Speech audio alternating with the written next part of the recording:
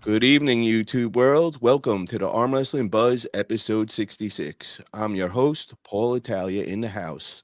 We got the Arm Wrestling Buzz crew. We got Israel Chavez. We got Hollywood Matt Conley. And we got our special guest of the day, Pavlo Derbedyenyev. What's up, Pablo? How you doing, brother? What's up, guys? Yeah, I'm doing great. Doing great.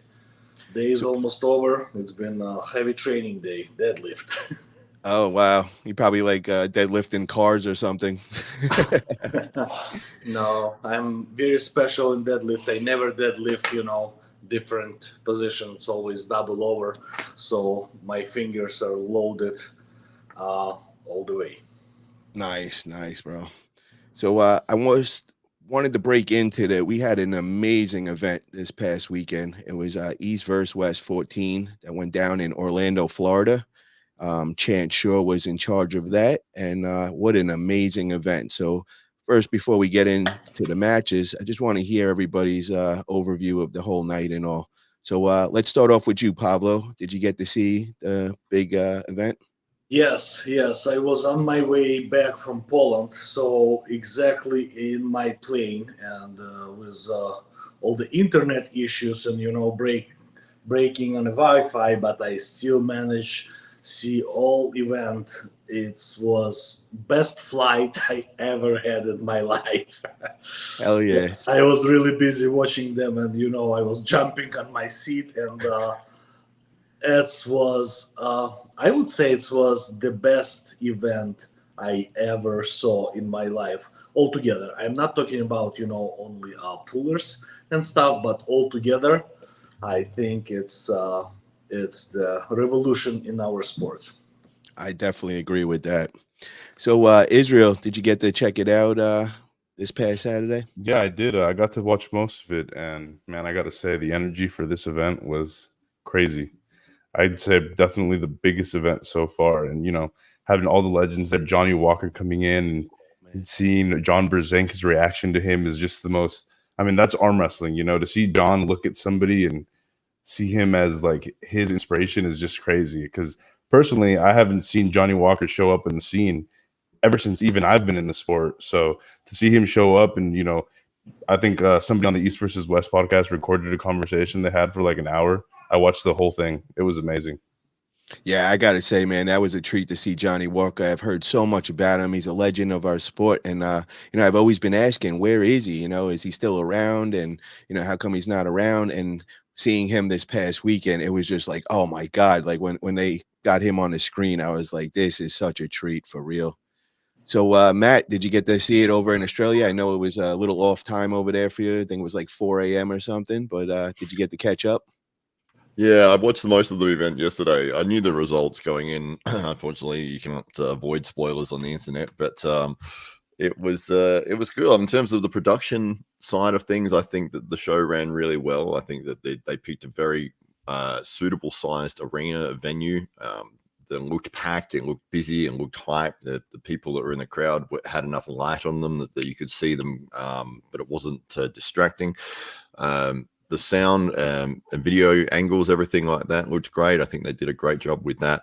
It seemed to be about halfway through, they had like a 10-minute break, which I never think is a good idea if you're doing a live stream. You keep the matches rolling, get the event done, because you're going to lose a percentage of your audience as soon as you take a break.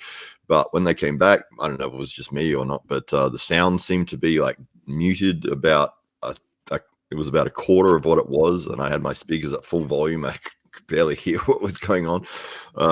But yeah, once it got up to that Devon and Chance match, I sort of had forgotten about everything else that had happened because of all the drama that took place in that. But yeah, my God, what an insane moment. Yeah, I agree, man. It was amazing energy there, just having so many people. And I think one of the keys that they really hit really good was they threw that tournament the day before. that attracted all the masses of people from all over the country. Everybody took the trip over there. And then, like you guys said, including these legends in there, and seeing Johnny Walker was such a treat and all. And, getting to see the crowd lining up outside the door and just seeing a whole hallway filled with hundreds of people. I've never seen anything like that in the arm wrestling world since I've been in it for the last 4 years. It felt more like a UFC, like a MMA event going on. And, I was like, yes, they finally got it. We got that look. If you had some non-arm wrestlers watching, they would have been really interested in that. So I think it was just an amazing event with that. I want to shout out everybody in the chat right now. We got Drew24. We got Benji Mack. What's up, fellas? We got Richard in the house. Roy Baker. U.S. Liberty. How's everybody doing tonight? Thank you for clicking in, and definitely let us know in the chat what you guys thought of this past weekend's event. If you guys bought the pay-per-view and your thoughts on everything, we're definitely interested to hear what the masses are thinking about. So, yeah, well, I want to start off, man, with that match that you brought up first, man. It was the bonus match that was added on at the end, and that was with Chance Shaw and Devon Larratt, and things got a little wild, man.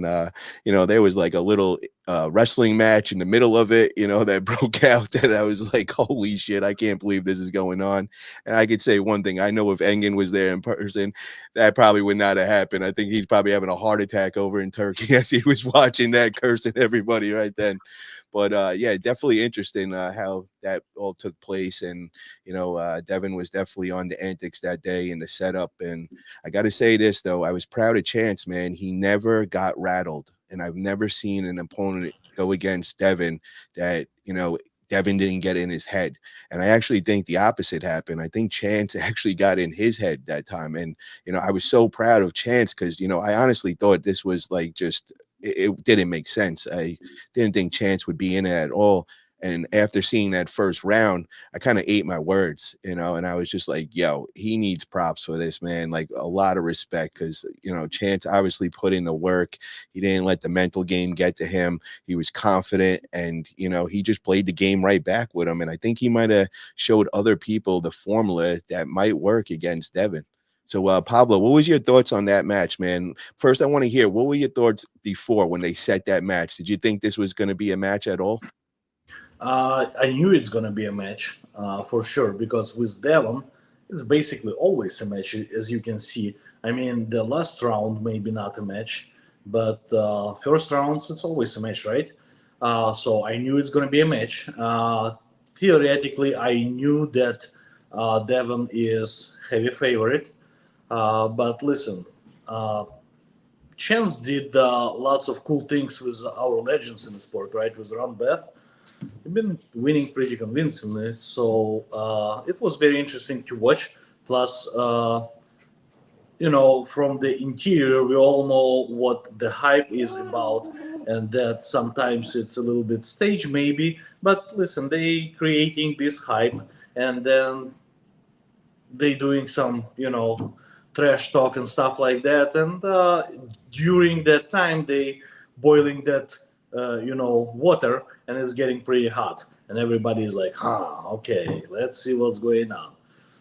So, yeah, not that I've been waiting for this match, but yeah, very interesting. I was curious to see how it goes down. And the first match, 1-0 with Devon Larratt, after the first match, it was pretty cool to see on Chan's face with a huge smile. Yeah. And I know the feeling, yes. He started posing for the camera and everything. I love that shot like went everywhere, and it was like he was so satisfied from that. It's like he already had the win under his belt, because nobody had him counted in getting a win at all. So moving on from there, I don't think there was anything that Devon could have did that got in his mental, because he's already like, I beat you, bro. I already did what everybody said I couldn't. So I was laughing my ass off. I loved it, and it was kind of like the first time that I ever see that somebody knew how to deal with that mental game.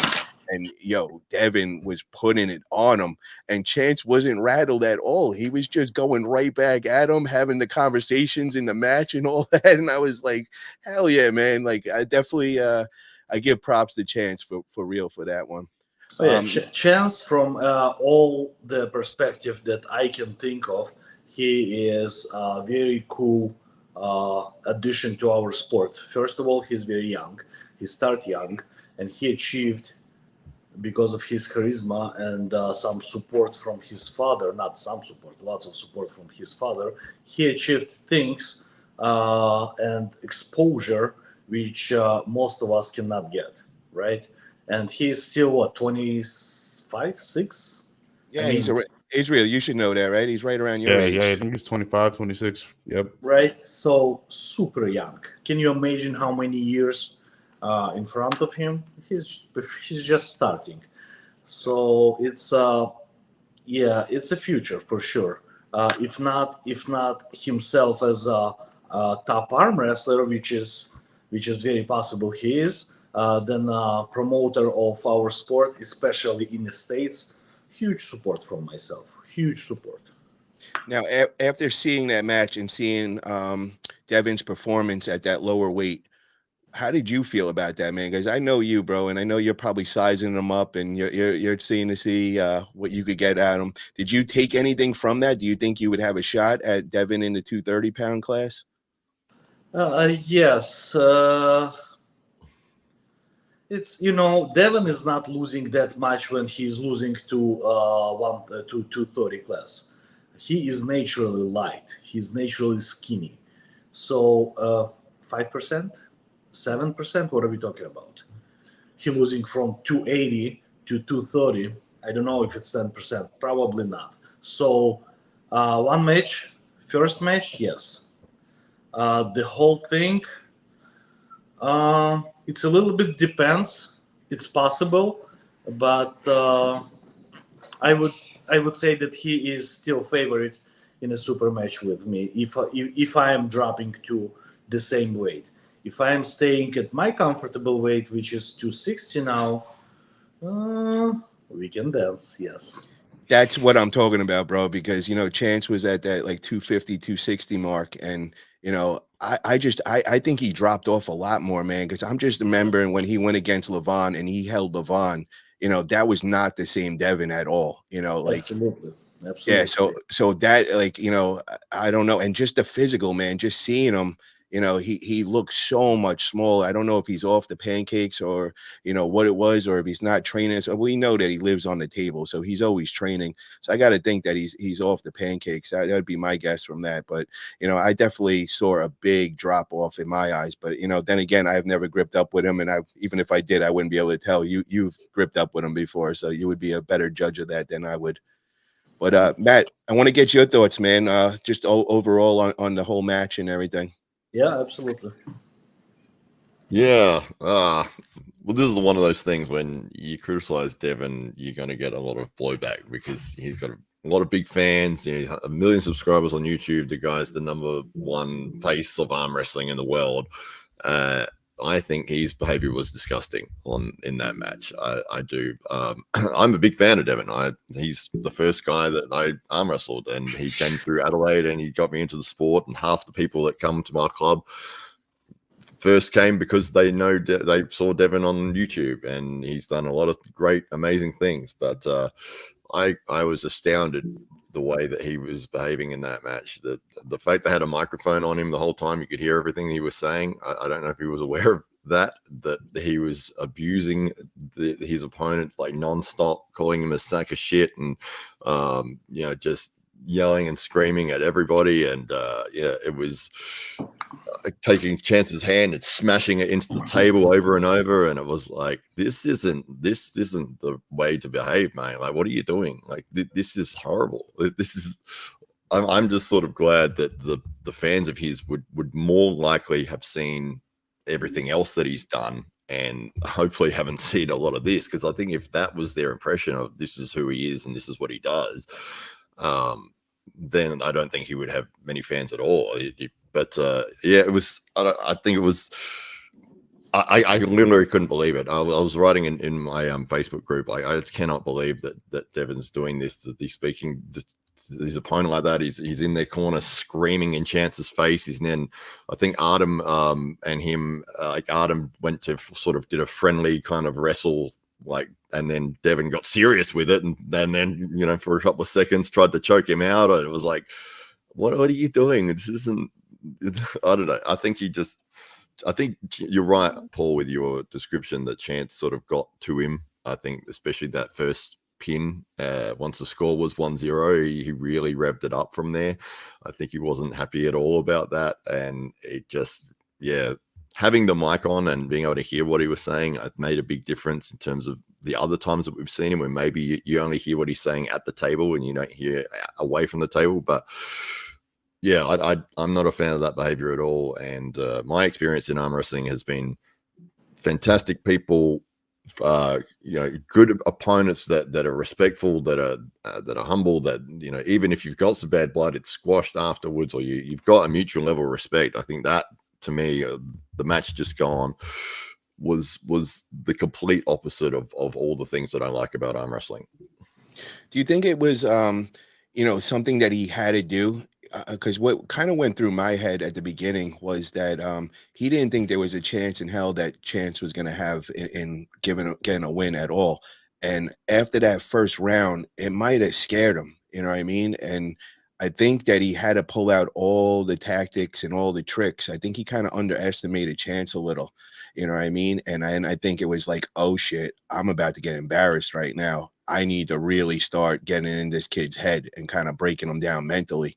And that's kind of the read I was getting. And I get what you were saying, because a couple of times with the cursing and, some of the words he called me, I'm like, oh, you know what I mean? We're trying to get non-arm wrestlers into this, trying to get the kids watching and all. And it was a little too much. Like I'm fan if a word slips a here or two, but it kind of did get a little vulgar there. So I was just like, oh, that was a little cringe. And then my problem was like, I don't know, man, when they started with the wrestling, that's the bad thing in my eyes. That was the only bad thing that I really took from it. It's like the words we could look over, but that kind of just, I feel like, takes the legitimacy away. You know what I mean? And that shouldn't have been allowed. And I know Engen, and I could just tell he probably was flipping in Turkey right then, because he is not going to let that go down. And if he would have been there, I don't think that would have went down. And, I think what a lot of the people were saying was, Artem was kind of trying to keep him away, which, he's trying to look out for his boy Chance, man. They're from Florida. They hold each other down. And he kind of just thought if he did like a, kind of just push him away, that, Devon would lay off. And then I think when Jody came running into it and kind of got in the mix, I think that's when it got escalated. I think then Devon was like, yo, you just like pushed Jody or something. And, he kind of like brought it to the next level, and it got kind of like, oh man, like, I don't think this should be going on right there right now.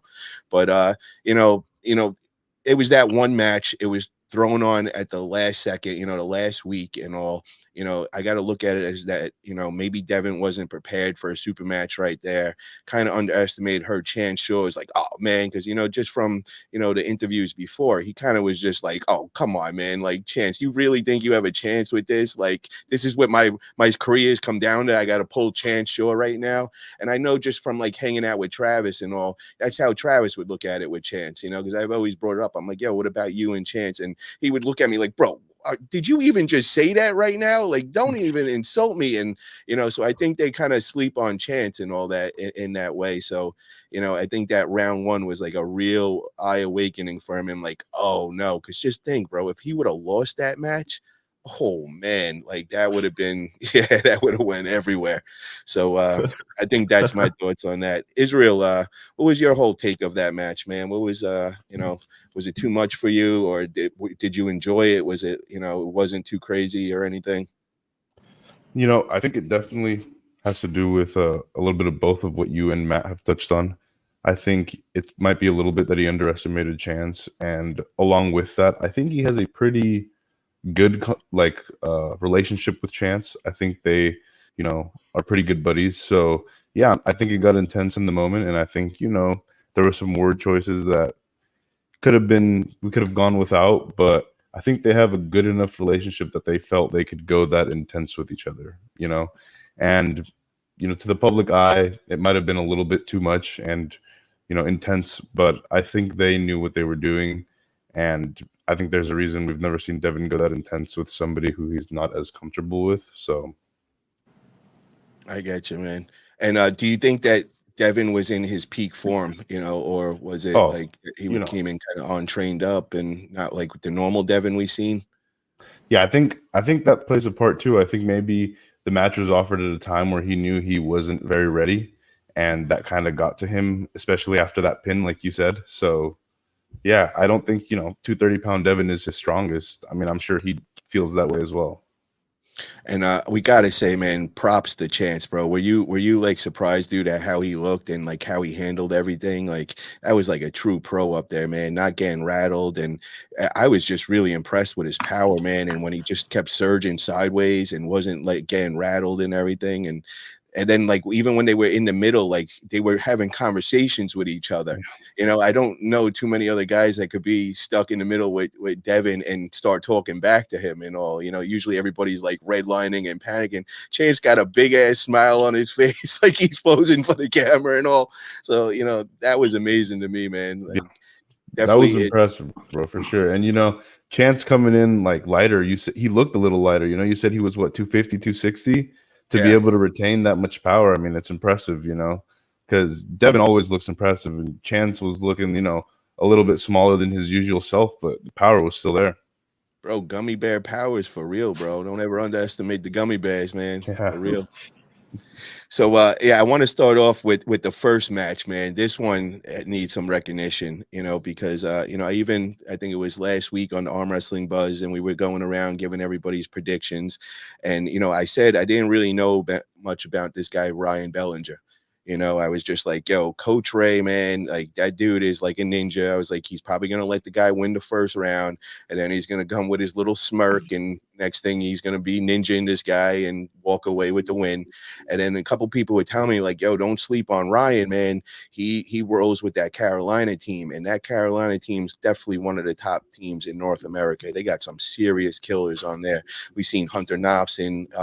He was just amazing. We also know Adam Warzinski rolls with them. So these dudes are like no joke and everything. And after that, man, the round one, Ryan got the win like very dominantly. And I seen Ray's face and he was smirking. So I was like, oh, here he goes, bro. Ray just, he's sandbagging right now. He's playing with his victim. Let's see what happens round two. And then I seen the face change. It went from confidence to, oh my God, like he was scared. And I'm like, yo, this is real right now. Ryan is an absolute beast, man. And I even said that Ryan came on one of the shows and I just said, yo, bro, I got to give you props, man, because I didn't know you before, but now I'm a big fan and I'm never going to forget you, dude, because you are the real deal. I just couldn't believe how dominating he was on that. Coach Ray couldn't make any adjustments, couldn't do anything on that. So that was really cool to see. Pablo, were you surprised at all? Did you know Ryan Bellinger before that day? Yes. I mean, I know both of them, and yeah, I was a little surprised because Coach Ray is no joke, and I after pull him at the Dubai at the King of the Table, and yeah, I felt that it's for his size, his locking abilities and his knowledge on the table is amazing, and he's very strong too. Uh, it was a little surprise, yes, but not too much because Carolina is no joke. Yeah. And I'll tell you one thing, I will never sleep on Ryan Bellinger again. Ryan was very ready, very confident to this match, and yeah, I saw that it was really, really dominated. It's probably a 10% difference, which is huge. Huge. Yeah, he's a star in the making for real, man. I'm looking forward to seeing more of his matches, and I hope he gets that spotlight again because he definitely deserves it. Israel, what was your take from that, man? Did you know of Ryan before? Because I mean, we're from the West Coast over here. We don't, always hear, the stars over in like the Carolinas and all that. But were you surprised at all? I was surprised. I did know of Ryan. I know that he's been getting pretty serious here in the States, and he's got some notable wins, but I did think Coach Ray was going to be, give him everything he could handle, and he handled Coach Ray pretty significantly. So, props to him. I mean, it shows that he's dedicated and his level is just climbing, and I'm excited to see what comes next for him. Hell yeah, man. Matt, who did you have? I can't remember what your prediction on that match was. Did you have Ryan or did you have Coach Ray on that one? Oh, I had Ryan with a clean sweep 3-0 with the hook to the side every round. That's what I said. Hell yeah, you freaking nailed it, my man. Hell yeah. Hell yeah. It was very surprising. Again, I didn't know a lot about Ryan going into it. I know Coach Ray has been around the scene for many years. Him and Giannis are both technical wizards on that table. And after that first round, Ryan just drove straight sideways with the hook, got the pin, and you see Giannis and Ray talking in the corner and trying to come up with some strategy adjustments. Second round, it was pretty much the exact same thing happened. And then it was like, oh God, what are we going to do? Like, this guy's just too powerful, too strong here. The third round was a little bit slower, and Ryan had to surge 3 or 4 times to get through. I think Ray did manage to keep him from getting Ryan all the way inside. He was about half of what he needed, but he still was strong enough to get through with side pressure. But after that second round, when Ray got pinned, he walked away from the table when he gave Giannis this look, and it was like he went, "Oh shit!" Someone said in the chat right now, Paul, that match Ray was 84 kg and the match was set at 95 kg. Oh wow. Okay. Yeah, So, we kind of talked about that the week before, man, because we were saying that I think we were like, is it going to be at like 198 or something? And we're like, well, it's going to be hard for Ryan to get all the way down there. And then somebody was saying that it was going to be a heavier weight class. So it makes sense, man, because they were 2 different sizes and all. And I always see Ray being in the lighter weight classes and all. And I think Ryan might be the weight class above him, but still with the experience that Coach Ray has and the wins he has, man, that's still an amazing win to get over him, man, for real. Absolutely. That next match, we got to bring this one up, man. Breda, man, John Breda against the French guy, Perdines, and wow, bro, I thought John had it. I was just like, oh wow, this is easy work. John's putting on a show out there. He kind of was showboating and everything. And then round 3 comes along, and he just kind of gassed out. Perdines made his adjustments, and he started getting, once he felt it, man, and he felt something on the table, it was all Perdines after that. He knew he had him. He knew he had him gassed out, and it just was an absolute war. I was just praying for John because I love Breda, man. I'm like, come on, man. I'm like, just everybody in the crowd scream USA a little louder. Let's just get behind him right now. Just give him that extra oomph. He's so damn close, man. I was just like, damn, just a little more. I really wanted him to get that win and all that. But got to say, man, Perdines, he really didn't give up, because most guys, after getting dominated like that the first 2 rounds, they would just be out of it. But this dude was just, he had heart in him, man. He was a true warrior and all. So, Pablo, what was your thoughts of that match, man?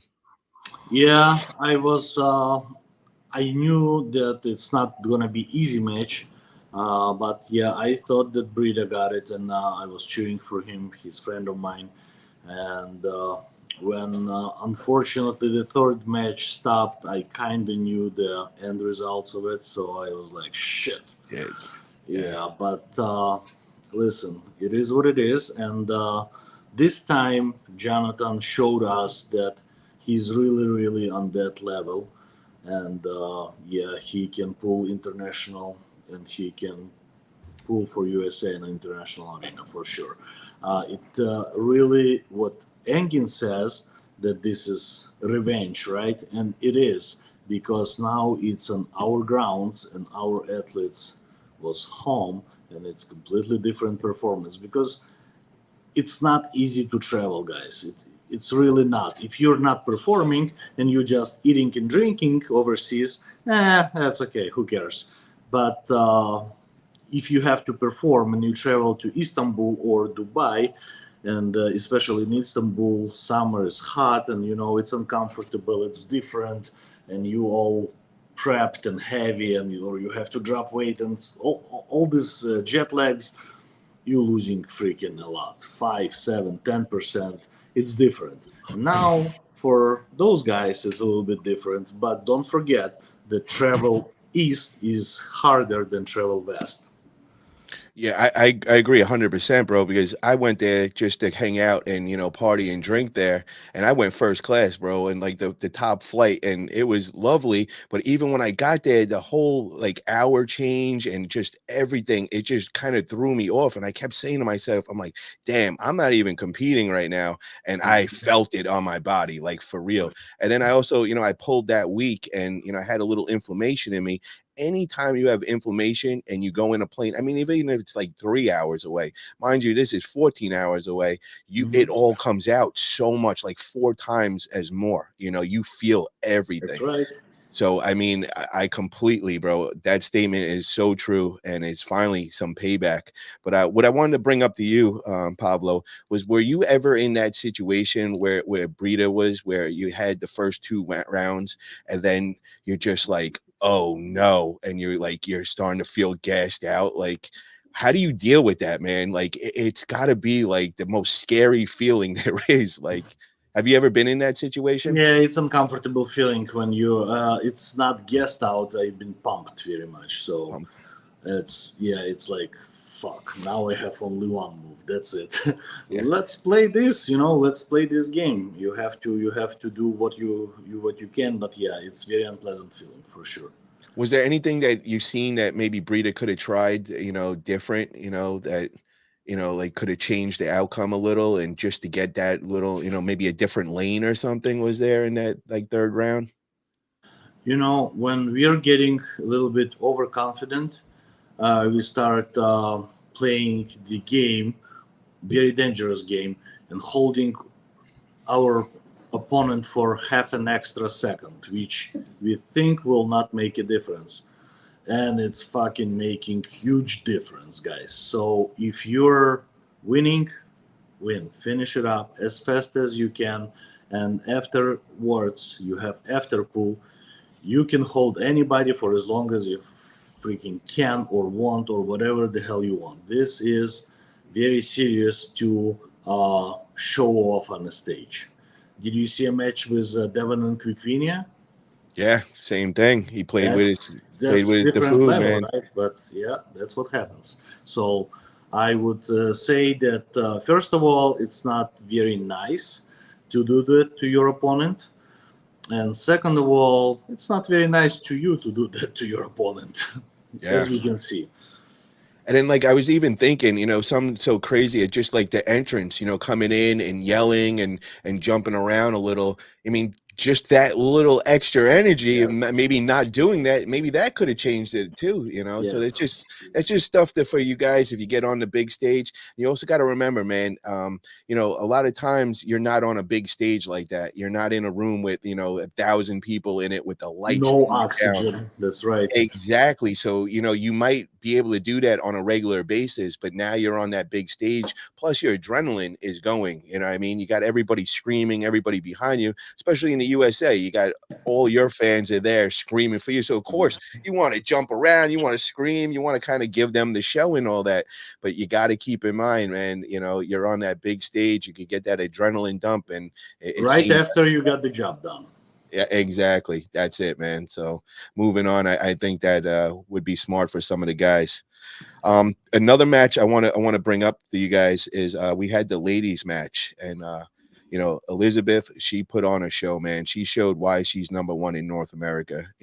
Like it was she was significantly stronger over Alisandra, who, I mean, that is a technician. She is a table ninja.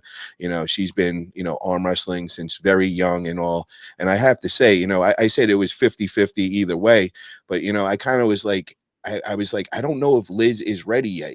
3 years in, will she be able to take on Alisandra and get that win?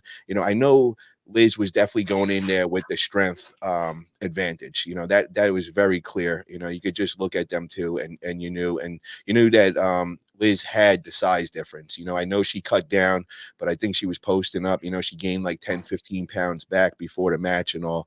And what was your guys' thoughts on that? Because I heard there's a lot of controversy over this match, and a lot of other women arm wrestlers were kind of attacking Liz, and instead of getting behind her and saying, "Yo, that's our number one North America," there was a lot of people like saying, "Oh, she's on stuff," she's her physique is changing so dramatically, and it was unfair. And then they were saying that she was like fighting in the setup, kind of like Devon, and kind of complaining about things. So I kind of want to get your guys' thoughts on that. Israel, what was your whole thoughts of that whole match overall? Did you get to see that one, brother? Because that's one that I did go back and watch most of it, but I know there was a little bit of controversy. I don't know. I think I don't know. I don't know. I shouldn't really comment too much because I don't know exactly what happened on that match. So okay. I'm gonna hear what you guys have to say first. Matt, what's your thoughts on the match, bro? Yeah, I mean, it was a domination in the match. It was just Liz was too strong. That was the bottom line. But in terms of the way it went down, there's some talk to the referee. There was some antics and stuff like that. But I don't think it was anything that was way over the line. And if people are attacking an athlete, it's like, well, for what? For winning? For doing my best? It's like, what did anything outside of the rules that happened? I don't think so. In terms of saying, oh, I'm not number one or she's not number one, it's like, well, really, it doesn't matter. It's like she won that match. That's what's happened, and now she's moving on. And it's like, we'll see if she can find her next opponent and move forwards. The people that get caught up in drama of what other people are saying from the sidelines, they're the ones who would never make it. So, as an athlete, and Pavlo will be able to tell you this, it's like if you start listening to critics, it's like that's where your game's going to turn to crap. But if the people around you are all focused in on this is exactly the path and we're moving forwards regardless as to what people are going to say, I think she's going to continue to find success. But yeah. Oh yeah, we got a super chat from Andrew Wood for $2. What's up, my fellow losers? Thank you for that, Andrew. Appreciate that. Yeah, so I was just a little mad when I seen what some of the ladies were saying. There was a couple posts going out there and kind of like saying she's doing taking steroids or something, and saying that it was unfair and that she shouldn't have been yelling at the refs so much and all. So, I went under that post. I wanted to stay neutral. I didn't want to, start any drama, but I just said, the person that posted was Nadia. She's also a great puller, been pulling many years. I think she's originally from either Russia or Ukraine, but now she's living in the States by New Jersey. I got to see her at Knuckles Up. I've seen some amazing wins for her. She's an OG in the sport, and she made that post, and I think somebody on there was comparing it to the Olympics, with that girl that they're saying is got the Y chromosome, and somebody made like a meme under that, kind of comparing the two, and they were just like bringing light to it. And I was a little upset seeing that. I believe Liz, she shows, man, she puts in the work every day. We get to see her in the gym doing insane training. I mean, she outworks everybody, and I know her from the beginning. When I first met her, I think she was 2 weeks in the sport, and she was giving the top girl in Texas a fight then, and I knew right then she is going to be the real deal. And then I got to watch her journey over the last 3 years, and I actually became good friends with her. And I got a lot in common with her. She loves the gym. She's always training, and that is life to her. And she's been going really hard to come the next level. And to say that in 3 years you're number one in North America, that is so impressive, and that deserves respect. And then to see these ladies, kind of just like badmouth her in her way. And, there was a lot of chatter going behind the scenes that, I was hearing from other people, not in a public forum and all, but it was just kind of annoying because, a lot of these ladies say they're there to build up the other women and they're going to build up the sport. And then to just see somebody like taking away this win from her and, kind of, putting her down and all. And I didn't see it fair. And, I don't know if Liz does any kind of pancakes or anything like that, but it's kind of like with the men's division, it's the same thing. And it's like, we got these guys that are natty and they're saying, oh, well, it's not fair because they're on juice. And, that's the end of it. But we all know, guys that's been pulling for a long time, juice is not everything. Pancakes are definitely not everything. And sometimes they even work against you. A lot of people get hurt when they're on the juice and all that. A lot of people get pumped out when they're on that. It's really it's minute gains. It's all about more learning how to arm wrestle and all that. So, I hope the women could, kind of get behind each other and support each other more, especially that being a number one North American women, and just to kind of like take away from her and kind of talk down her. I didn't like that. So what I went under that post and I just tagged the Knuckles Up guys. I said, this might be your next match. This could be a good one right there.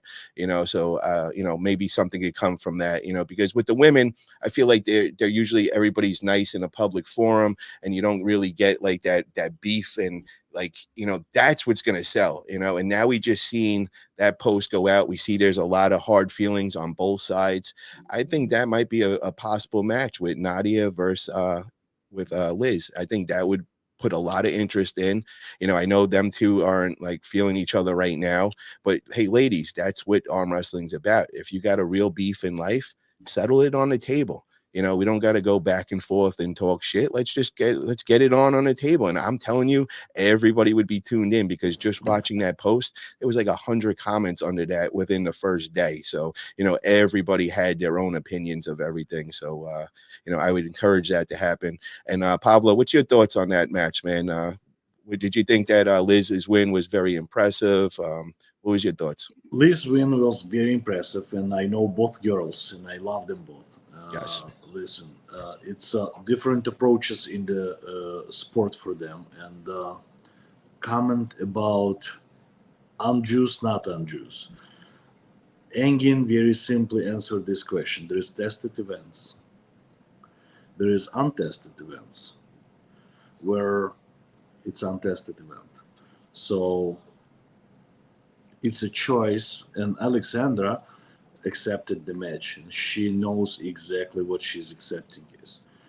And Liz won, and it's huge win, and congratulations. And she's hard worker, and she's extremely strong. And please stop these conversations about juice, unjuice, not unjuice, because if I would see Liz on WAF event, I would say, Liz, it's not the place for you. Yeah. Okay. So, but this is not. It's like bodybuilding, man. Same thing. We got natty leagues, and then we have on-natty leagues. If you go in that on-natty league, it's not on-natty league, because it's illegal, right? But it's untested. But it's untested, so you do whatever the hell you want. Exactly. You know what you're signing up for. If you feel like you don't want that and go against that, then you got to go somewhere else. Like so you just said, wow, this is end of conversation. There is tested events, untested events. Period. Untested event, no comments.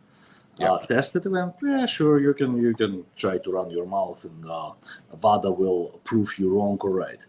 So huge win. And between Liz and Nadia, super match, I want to see that. Seriously. That's I want a to good see one. that. And I think that would be very, very close match.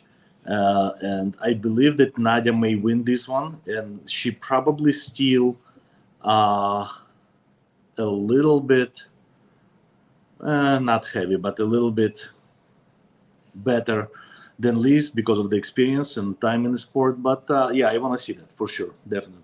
Yeah, I think if you give Liz, another like 6 months of the route that she's going, I think that would be the perfect ideal for the next match. And I'd love to see it just from the drama leading up and all that. That would be a good one for the ladies. I think a lot of eyes would be on that for sure. Absolutely. I just wanted to say, Paul, now that I kind of heard you guys touch on the subject and I understand it better, I think the comparison you talked about before is ridiculous. Alexandra has been competing at a very high level for a long time, and I'm sure it's not her first opponent that she's faced, whether is or isn't. When you're competing at the highest level, you have to know what it entails. And like Pavlo said, I'm sure she knew. And you can't take anything away from Elizabeth. She deserved that win. She's only 3 years in. Whether she is or isn't, she isn't the only woman that is doing it. It happens in the men's division as well. And I don't think that comparison is fair, regardless of, physical appearances or what it might be come down to. I think she needs to be given the props, and that's what it is. Yeah, I want to shout out Alisandra again. We got to train with her personally. She came out to my house. We got to pull with her and Mr. Top Roll and all. They're great people, and we got to see how good she was. She was pulling with Nancy Locke, who's world champion, and she was holding her own. So we knew right away what Alisandra brings to the table. And Oh yeah, Alexander is amazing. I put her Unreal. a couple times in after pulls, and yeah, she feels very strong. She's that amazing hit arm wrestler. is crazy fast and insane. Yeah, definitely a great puller. Absolutely. So great match for sure. This was my favorite. This was the one I was most excited coming up there. This was the Hunter Knopf versus Doug Elrich. And the whole lead up was just perfect. It was amazing how it went down. It was going for months before on Facebook, and then they had the conference, the press conference, and shit just got hot up in there. And then to finally see it, and it was like it lived up to all the hype. It was just amazing. That first round when Doug held him and then started saying, "What happened, Hunter? I thought I was going to the head like in 1 second." I was like, "Oh wow, okay, Doug, all right, you're able to hold this guy and absorb that hit," and I was so impressed with that. But Hunter, man, holy shit, dude! Like he gets into that hook and it is unreal, man. So, Matt, what was your thoughts on that match, bro? Did that live up to the hype for you? Yeah, it was fun. I think, as I said before, I think Hunter has the ability to become one of the superstars in the sport. He's exciting, he's charismatic, he's fun, he's entertaining. You're drawn to the table to watch him. He's explosive. I think that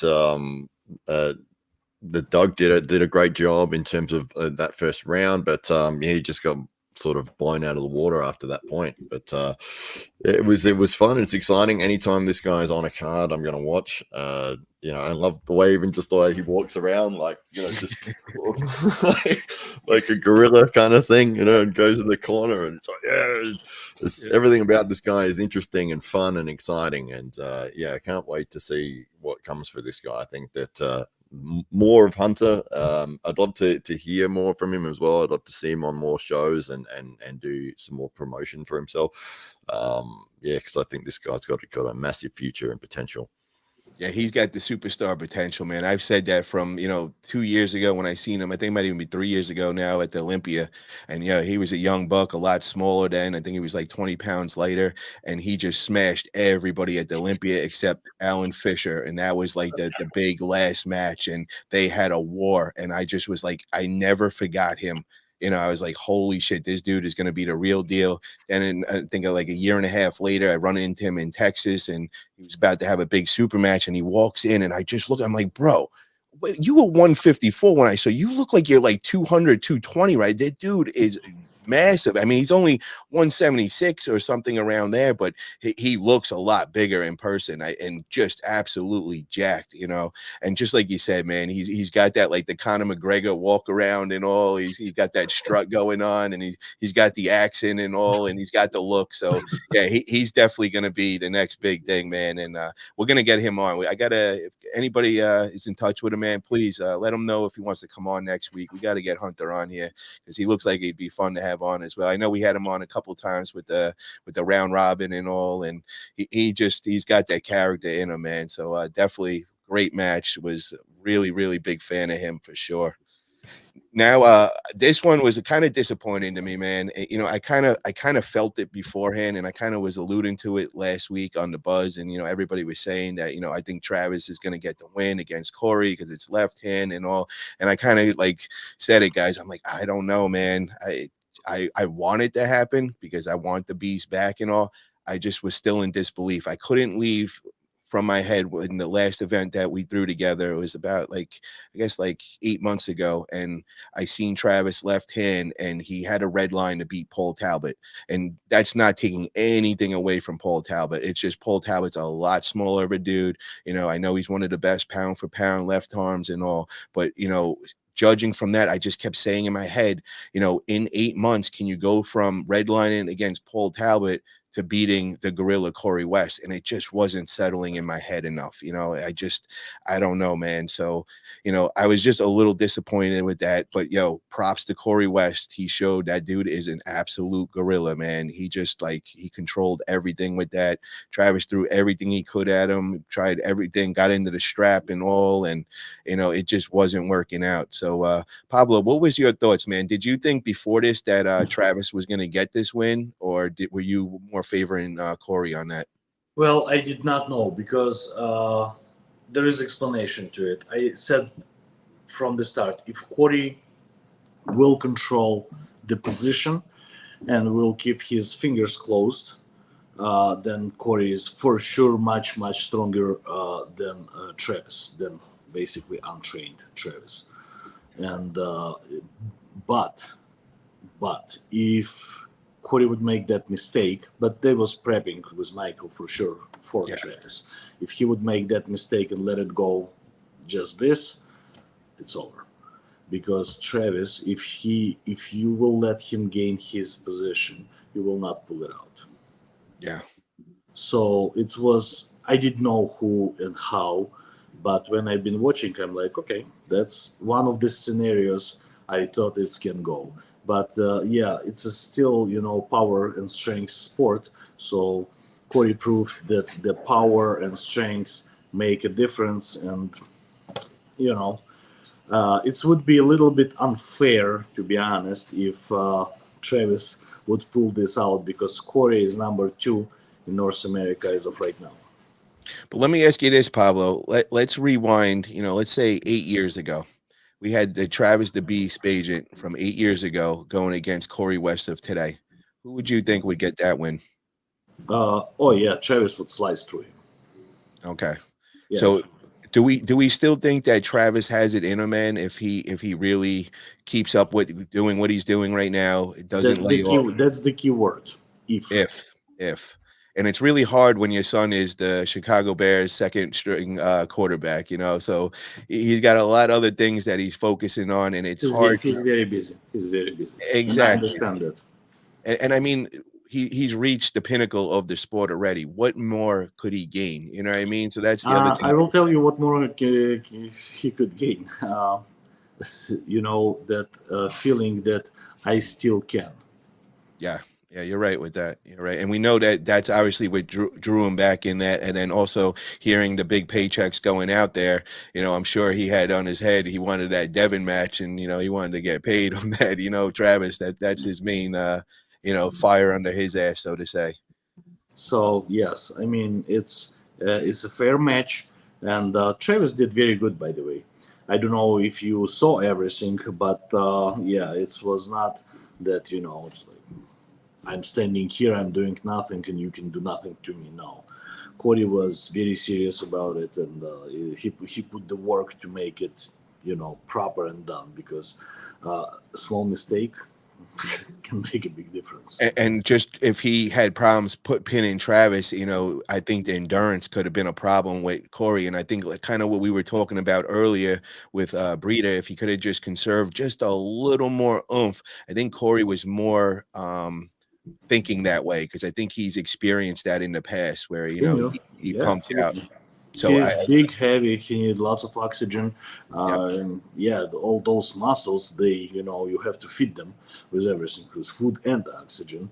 And for sure he may pump faster, and he may just get tired faster. So he knew, and he did the job perfect. Props to him and to Michael Todd for training and prepping him. Matt, what was your thoughts of this whole match? Were you disappointed at all, man? And do you think that Travis is going to stick with it? Yeah, that's the big question here. And it's you almost wanted Travis to win to just continue to see him come back and have matches. Whereas I feel like maybe after this, he might pull back again, and then we might not see him as much. I think the guy's got, he's got legend status. He's been around for decades. He's hilarious. He's a fantastic commentator. He's the most exciting man in the room, whichever room he's in, no matter what. He does a great job on the microphone. He could do it all, and you're drawn into his energy whenever he's there. And but in this match, yeah, I think that it being first to 3 instead of first to 4 didn't play in Travis's favor, especially when you're going against a guy that's as big and as heavy as Corey is. And we've seen Corey struggle before with long, drawn-out matches. I was surprised that Travis didn't do a lot of his usual stalling tactics, and especially with the rules that they had implemented where they had 2 warnings for false starts before you got a single foul. We saw so much of that, and I think that was half of the reason we saw who was it?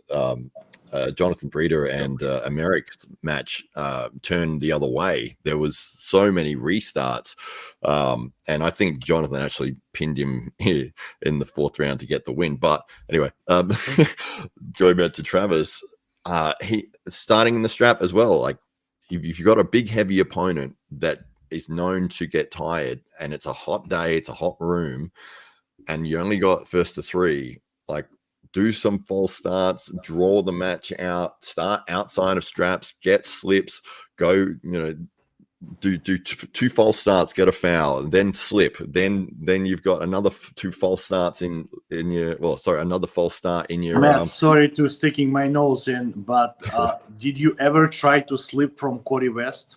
No, I've never gripped him. The guy's like a river. Is ridiculous, bro. And then the other thing I got to say, Matt, is we're just assuming that Travis has the endurance still in him.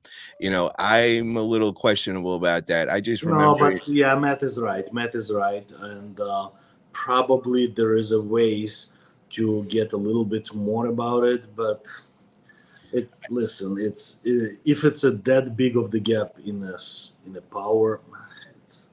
It's possible, but it's very hard.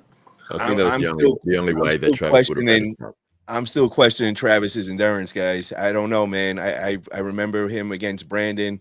He kind of broke down with that, with the endurance.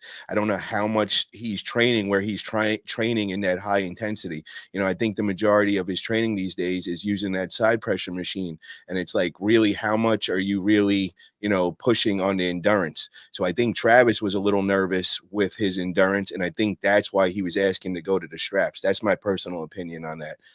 So I wasn't too confident that Travis had the edge with the endurance. Now, if you're talking years ago, Travis, yeah, 100%. Travis would have been pulling out all the stops, would have been hitting bullets into him without the strap on, full starting and all that. But I think that Travis knew if he was going to get the win, he'd have to conserve that energy and put it all in the, quick wins. And it just, I think after that first hit, I think he kind of realized the strength gap was there. Corey wasn't opening up. And I think, he kind of knew, I seen it in his face, man. I know him too. He knew what was coming his way after that first round, but I hope, Travis, if you're listening, bro, please, man, I sent you the message and all, like, arm wrestling is so much better with you involved in it, so, I love you as a commentary, but I'd rather see you pulling, bro, and just keep doing what you're doing, man. You got to also understand you're only back, max maybe a year putting in the work, bro. You will remember how much work you used to put in back in the day in the gym and how long it took you to get to that level. It just doesn't happen that quick when you're at that elite level, man. And you got guys like Corey West that are, they're like Pablo. They're benching 550, 600 pounds, training every day. Their training never stops. They've been doing this years, and, they're young, they're hungry. So just keep grinding, bro. You'll be back up there, man. So don't get discouraged at all.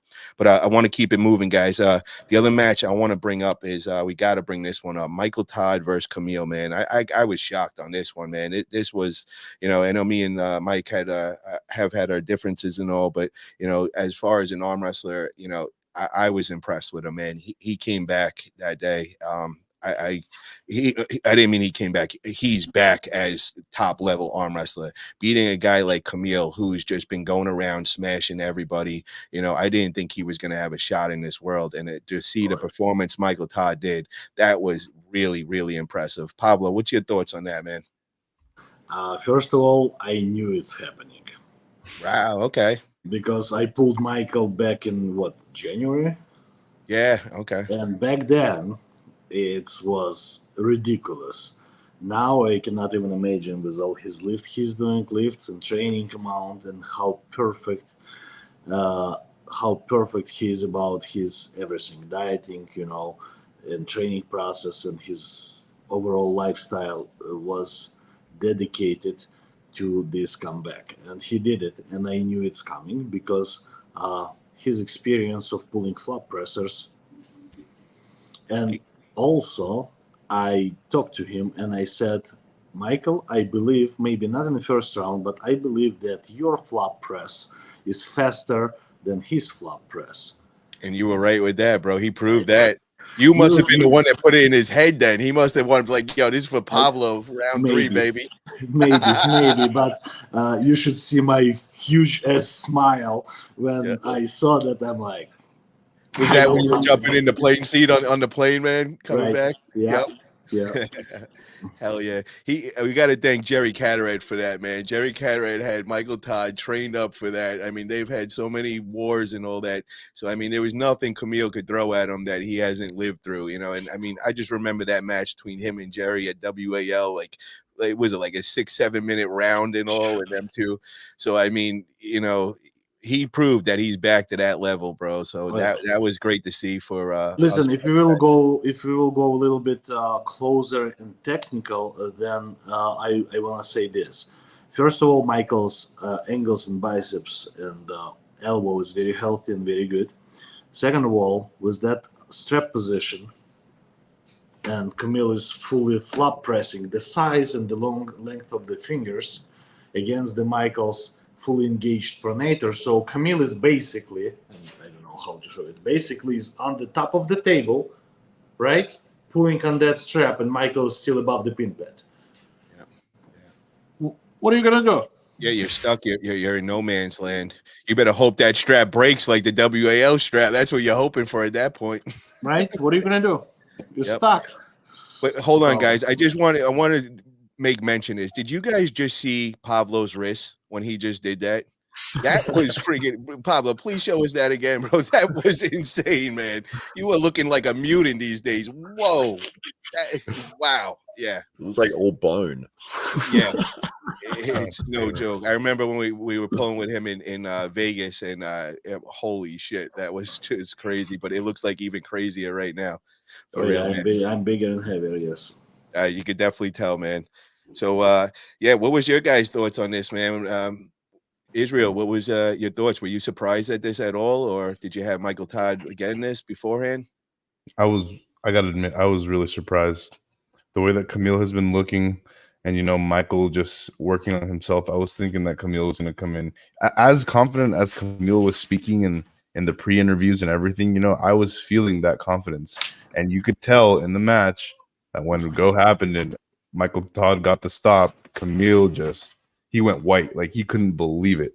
Yeah. And that was amazing to see. Like somebody said it in the comments right now in the live chat, that Michael Todd looked like to be in his form that he was in against Pushkar.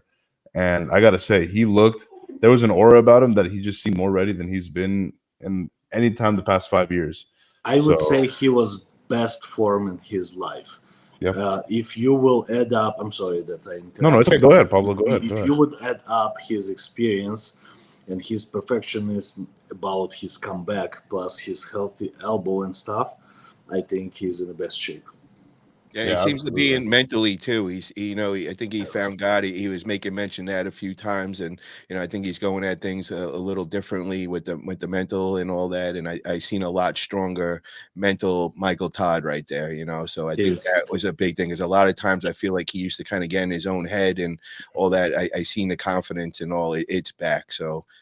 Props to Michael Todd for that day for sure. And Magda, if you're watching right now, you were just backstage. We just got to get your picture on, because I didn't see the picture on. So come back and I'll get you in here right away. Just get that picture sorted out, and definitely want to talk about your big event coming up. But before we do that, we got a couple more matches I got to make mention, and one being Todzilla versus Prudnick, man. Wow, bro. Todzilla, he never lets down the USA, man. This dude is just like, he is the top warrior, bro. That dude, and like, it's just so crazy how he does it, man. absolute beast. And then, he didn't even want to do the post interview. He was like, I got to get out of here. And anybody that knows, any promoter that's ever had a Todzilla match, man, he literally comes 5 minutes before. He comes in like out of nowhere in a rush, boom, does the job. And then when you turn around, you're like, wait, where's Todzilla? And he's already gone. You know what I mean? This dude moves quick, bro. And, he did the same thing against Prunic. And I was just like, whoa, I did not expect that. I thought it was going to be a lot closer and all, and then to see Todzilla kind of do what he did, it just, typical Todzilla, man. So, Matt, what was your thoughts on that, man? Was that was that crazy to you? Oh, it's always great to see Todd get the victory, and especially in the home soil, first East versus West, and on US soil. And we called Todd the florist because he makes his own arrangements. He booked all of his flights and everything, and hotel and everything like that when he was coming out to Australia. And he's such a great guy. But yeah, he doesn't like to sort of stick around too much. Although he didn't have a choice when we had our AWE 2 event, because he couldn't really go anywhere because it was all located in the one spot. So I think he was sort of in the corner, but everyone found him and surrounded him, and he was getting drinks bought for him, and but he had a good time, so that was good. But in terms of the match, yeah, he's the king of side pressure. I mean, no one else does it like he can do it. It's just absolutely insane. And Prudnik did a good job. I mean, he held strong. He tried to do what he could in terms of his technical ability. He's still coming back up after an injury, but yeah, Todzilla is the man, and so good to see him get the win. And do the. What is that thing, that dancing thing? And always great to see Todzilla on a card. The key to keep Todzilla around is have a case of Miller beers for him right after and tell him you're going to hang out. That's the way to get him, so for sure. But Todzilla, props to you, man. That was so damn impressive. So moving on, we had John Brzenk, man, and he showed us why he is the GOAT of this sport, man. He went against a strong up-and-coming opponent, Leonidas. I mean, the dude, it just looks amazing. Guy is tremendously strong. You could see that he's starting to connect things on the table and all that. But, John had to pull out all the tricks, and he did. And it was just so exciting to see at 60 years old, he could beat a dude that young, that strong looking. And I was just like, I mean, there's nothing else to say other than he is the GOAT of our sport. That's it right there.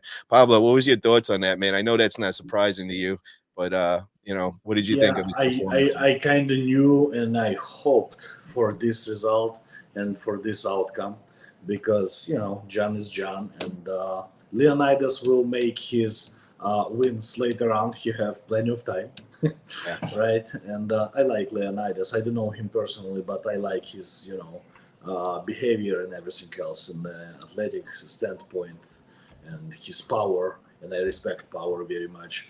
But yes, John showed us how the shit done, right? Yeah, it was amazing.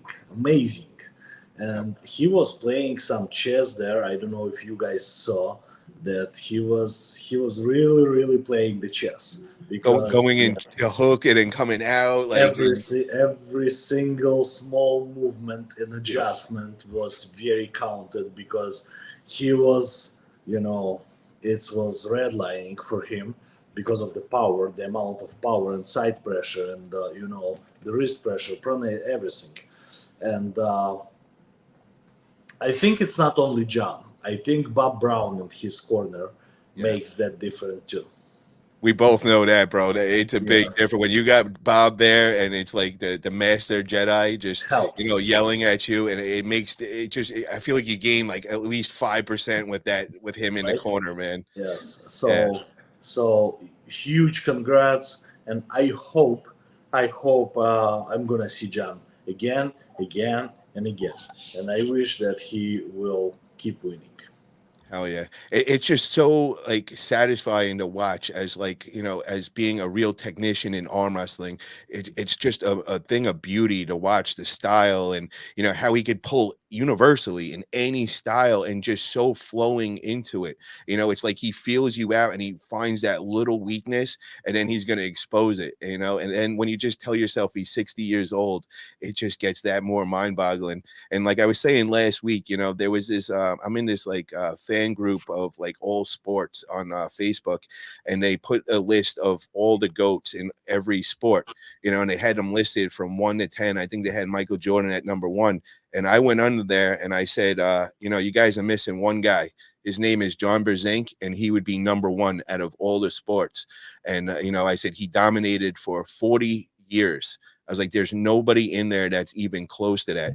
And then, of course, everybody in there, they're like, yeah, we're talking about sports. What the hell is arm wrestling? So I stopped the conversation right there. But, any arm wrestler that I tell, they understand exactly what I'm talking about and how far ahead he really is as the GOAT. He really is the true GOAT of GOATs, So props to John Brzenk. And just like Pablo said, I hope we get to see many more matches. I don't even care who he pulls. Just get him somebody to pull so we could just watch the styles and everything. It's just so amazing, for real. Moving on, we gotta bring up this match, man. This was just crazy. I gotta say, I didn't expect this at all. And this was Jerry Cadorette versus Alex Cadorette.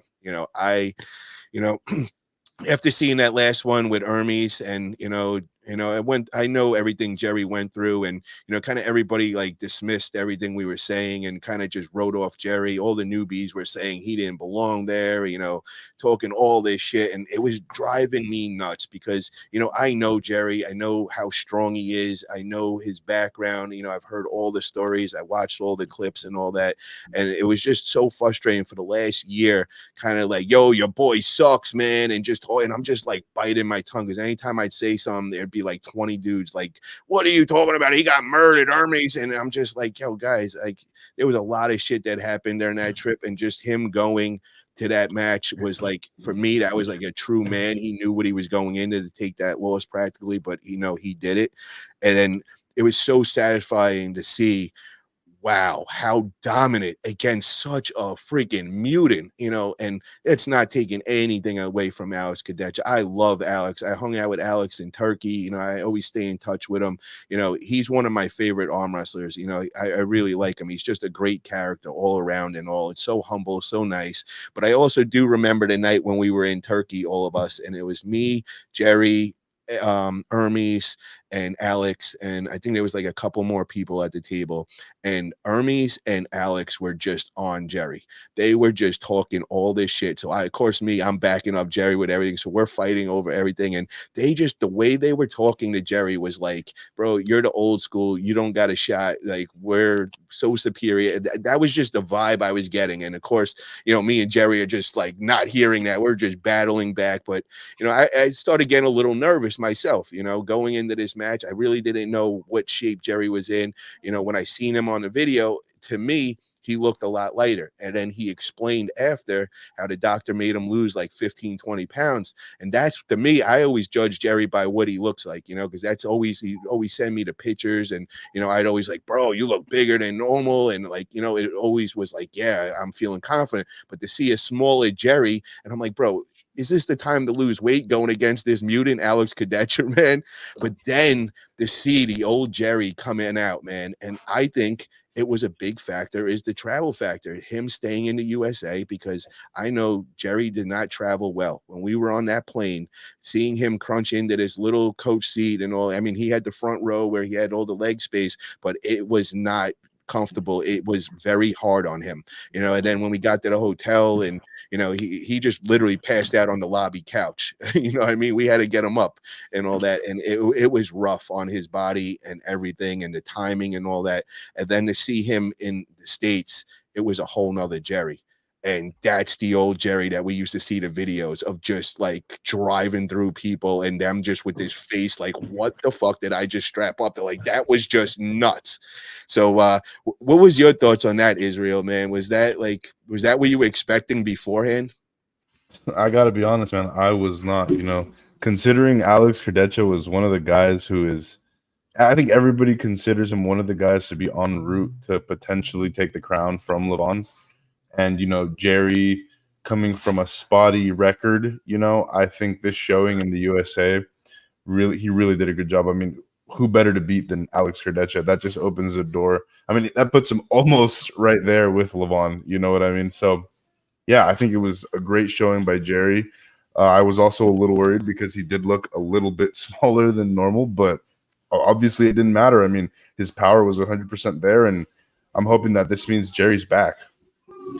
Matt, what was your thoughts when they first gripped up and when you seen Alex just hovering over? Like, I mean, bro, he took like the whole table up, and I'm just like, oh my God, dude. Like, he just looks like he's about to eat Jerry. Like, I was like, there's not even room for Jerry to get in the press there. I was really nervous. And then to see Jerry just like, wham, like right through it. And I'm like, what the hell did I just see? Like, what were your thoughts when they first just like gripped up, man? Did you think Jerry was in this match? No, well, I mean, I'd picked Cadorette because I thought Cadorette had all of the tools that you would need if you got a flop presser. And it's like, what sort of person would you build if you're going to go against a flop presser? And it's like you'd come out with Cadorette, it would be your result. You know, a guy who's incredibly tall, really long forearm, incredibly strong, incredibly powerful, knows what he's doing, and he just got blown out the water. And yeah, so good to see Jerry get that win on US soil. You see, it was a great shot of the crowd after he got his final pin. Everyone in the crowd is up cheering, and yeah. Well, hold on. How about this? Let's not forget this. He almost like died in the corner. This is the only man that's in the arm wrestling world that I've seen come to like near death experiences in between rounds and then get back up there and smash the other dude. Because I was there at East vs. West 4 in his corner, and when I seen him, I thought he was gonna die. I literally had him rip off his shirt, which they're all telling you can't do. I'm like, bro, it's constricting him. He can't breathe right now. And they're going, no. And I said, no, Jay, fuck it. Just take it off. And we just ripped it and threw it at them. Like, he literally was going to die against Gennady. And he went and beat him. And it was the same thing with Alex Cadorette. They're feeding him gummy bears. They're feeding him food. Like, he looked like, I mean, his face was like, it looked like it was going to blow up and all that. And then to get back on there and just do it again, I was just like, yo, this man is not human, bro. This is nuts for real. But I got to ask you this, Pablo. After seeing that, what do you think against him and Levon? Is he the guy that could possibly shock the world and actually give this dude, like, you know, the match of his life? Now I don't know the answer, dude, because I picked Alex and I thought that Alex would be able to, you know, just grip up low, much lower and just block that flop. Apparently, it's not that easy, you know. So yeah, big disadvantage with long forearms against flop pressers. And Levon, I'm even afraid to say that it's possible, you know. It's like, what the fuck are you saying, dude? It's not possible, but on the other hand, I want to see it. I just really want to see it because it's super, super uncomfortable. And we saw when Hermes start flop pressing Levon, it was struggling, right? He was struggling against the flop press. And I believe that Jerry's flop press is probably 15% better than Hermes's. And Levon is mostly outside puller, and he may make that mistake with allowing, you know, him to get into the position, to allowing Jerry to get into his position. And if Jerry is there, I don't know. I want to see it. Yeah, I do too. And the thing that I want to really, I think this is going to be a big part of it. And I think this is going to give whoever the advantage is where does it take place? You know what I mean? Because now if we go to Dubai, I think it's going to be more favored to Levon, you know, because now Jerry's got to go on this long trip. But I don't know, man. I'm hearing some rumors. You know, I have nothing confirmed, but I did hear some rumors. There might be something set for Vegas, you know, so, Yeah. you know, I don't know how true this is. You know, it's not coming from anybody of authority, but, you know, somebody might have heard some over talking going on. And, you know, they definitely hit me up and they let me know what they heard. And when I heard that it could possibly go down in Vegas, first off, I was so excited because it's only 45-minute plane ride for me and you, Israel. So we would have to definitely be there and we would definitely have to help Jerry out and be in his corner. But, you know, I think that could give Jerry a little edge right there. You know, that big man getting on a plane and have to traveling all the way out here. Now, would he be down for that? that's questionable. Levon is the champ. He is in the throne, man. Is he going to be down to go and travel to Vegas? But I'm hoping that we could get this on the home soil over here in the USA. Vegas would be the perfect place for it to go down. And that would be exciting, man. So I hope we get this. I hope Jerry, because from day one when Jerry got back on, and when I was part of that, I got Jerry back into the sport, and we got his YouTube channel going. And from day one, he just kept saying he wants Levon. He wants Levon. And I was like, bro, relax, dude. Let's get some easier matches first. Let's not just jump right into that, man. And and he's so confident, and he kept saying that. And then the other guys that he kept telling me he wanted Alex Cadorette, and he wanted a Larratt, you know what I mean? Because he said his style worked very well against them. And now after seeing what he did to Alex, I'm believing him, bro. I'm starting to think like, yo, he might have a true shot at taking the throne from Levon, So I hope it does go down on U.S. soil. That would be amazing. I think it makes financial sense. We average seen what happens when it comes to America. Everybody shows up, and especially when they throw that tournament. And they did that in Vegas at a Friday tournament, Saturday super matches. Oh, I think they would even double what they just did in Florida, just because it's kind of like in the middle of everywhere. I think everybody would show up at that, even though everybody did show up at that first one. But I think financially it makes complete sense. So I'm hoping they're coming to America definitely, because see, the king of the table will be in Vegas. It's confirmed. And I hear from Engin some conversation. It's unconfirmed yet, but it's plans about Chicago. So it's very well possible that next one or one after will be in Chicago. So it's for Jerry, it would make a difference. But remember this, guys. If this happens and Jerry will win, or will win at least 2 matches, our wrestling world will never be the same. Why do you say that? It's going to be more different approaches. Look at Camille. Look at his, and I'm not saying that he's weak in the hook or top roll, but this technique brought him all the way up within a year or a year and a half. Okay. And if Jerry, with his physique and his overall appearance, will beat Levon Siginashvili, it's gonna shake the arm wrestling world, definitely. I would have to say this too. I would predict, if that did happen, let's just say the what if, and he does what everybody thinks is the impossible, and he beats Levon for the throne. I would have to say that we're gonna see Devon get back all the way up to his size, and we're going to see Devon coming after Jerry, and I could definitely see that match happening. And Devon will beat Jerry. Yeah. Well, yeah. I don't want to say yeah to that. I don't know, man, but Jerry says no, but there's been a lot of back and forth. He definitely figured out the formula back in WAL. But, when you hear from Jerry, he just keeps saying that it was the referee and whoever was on a certain side, was able to get that shoulder in.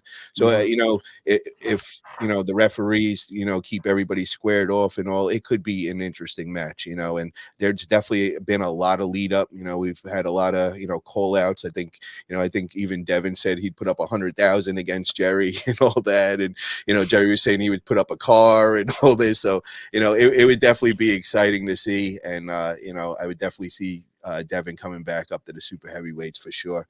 We got a super chat. We got Michael Workspace for $1.99. Engin said today, if Levon gets visa, then it's in Vegas 100. Oh, wow. So this is true. Okay. I didn't hear that from Engin's podcast or anything. This was actually somebody that was at East vs. West, the last one. And, he's just a regular fan, and he happened to be in the right place in the right time. And he came back with a bunch of news and told me all the behind. When he told me that, I was a little skeptical. I'm like, I don't know, but now hearing this and all, I'm starting to believe it more, and it makes sense in Vegas for sure. And if we do that, I will throw a VitaCell stem cell party in Vegas. We have a place over there. We can get you all guys hooked up and all. We'll make it a whole weekend over there for sure. So that would be cool as well. All right, guys, I want to move on now. We're going to talk about Pablo's big match coming up. We got a great event going down from Global Elite Arm Wrestling. That's Magda. It's going down September 7th. and this is going to be a good one. And Pavlo is really testing that left arm out. He is going against Cody Merritt, the top dog of North America.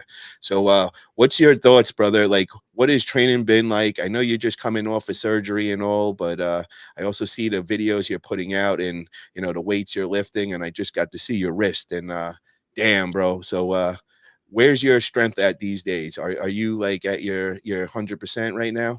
Yeah, my right is over 100%. I'm best ever, and my left is about 95 to 100. Depends on which lifts.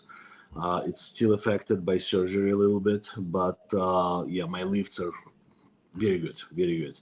And I want to tell you guys something, that any injuries discipline you so much that you're getting fucking better. Seriously, it's been very serious. I've been maybe not perfect, but very strict to myself, and that's the result. Yeah, my lifts are amazing. I have another 2 weeks of training. I will peak, and I will be at least at 100% lefty. Maybe I'll gain to 105. Now, let me ask you, what is the percentage you have yourself of winning that day against Cody Merritt? I would not talk about that. I'm pretty confident that we are in the match, and we've been pulling before at the tournament once, and a couple times after pulls and practices. So we know each other, and we're friends. Yeah. Oh, can you fill us in a little though? What went down during that tournament? You know, who got So the first win? time I pulled him in Kansas City in 2020. I was in 220 pounds class, and I won my class, and I saw him in overalls. And yeah, he sliced through me, but yeah, he felt it. I almost stopped him by the pad, but it was a little too late for my size and his size comparison. It was too close to the pad to stop. But yeah, it was a little fun there. Yeah, and I'm sure Cody had that heartbeat skip. And then we pulled in Texas on IFA Nationals, I believe.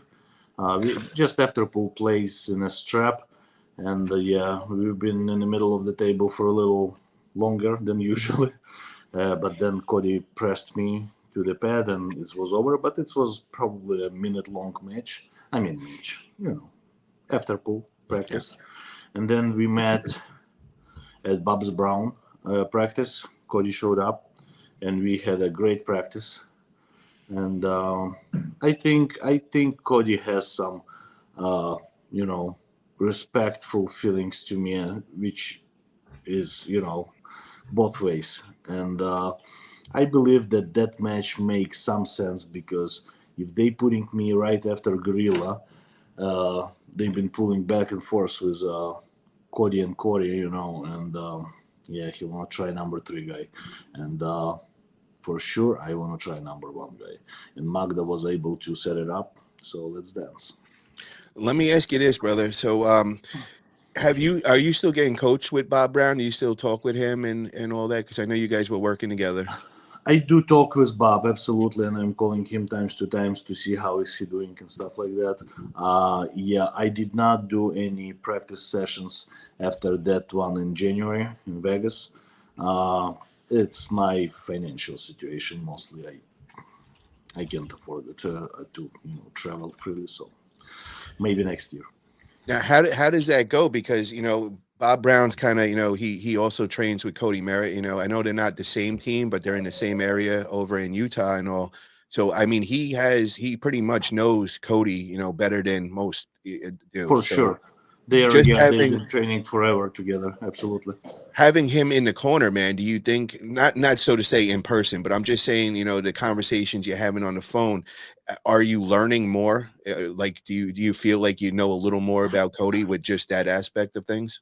Yeah, we talked about our possible match, all 3 of us together, and we've been very politically correct about that. And Bob said, guys, okay, get a fuck out of me. Do it yourself. Yeah, basically, no, we talked about it. So, but yeah, we're friends, all of us. So it's not gonna be visible on the table because it's gonna be a real match, and everybody wants to be number one. But yeah, we're friends. So I'm sure we're gonna hug afterwards. Yeah, it's hard to be, mad or want to get rough with Cody. I mean, he's the most humble, nice guy, and I mean, you are too, bro. It's like, both of you guys got a lot of respect for each other. Nobody's like going to be showboating, holding each other, and anything like that. So, that'd be a lot of respect on it. I'm just very excited about this match. I've known the work that you've been putting in, and I know once you guys connected with Bob Brown, I've watched your arm wrestling level in front of my eyes, just like straight up, man. So this is a great one, and seeing you in person against Ryan Espey at Knuckles Up, and you got that impressive win, it makes sense completely. And if you get this to be the king of North America with that left hand, that's got to be an amazing feeling. How many years are you in now, Pablo? Overall, it's since 1997, so it's 27. But I've been taking serious steps since 2018. That's what I thought. I know you're an OG in the sport, but I remember you always telling me that things changed. It was like, I guess, like 7 years ago that you just were like, all right, now we're really gonna get for real, and really take this to the next level. And you've definitely proved that you have. And if you could get this spot, that #1 title, that must be amazing. And I got to say, next, I mean, what would I don't want you to look ahead of anybody or whatever, but we always got to throw that what if question on the Buzz Show.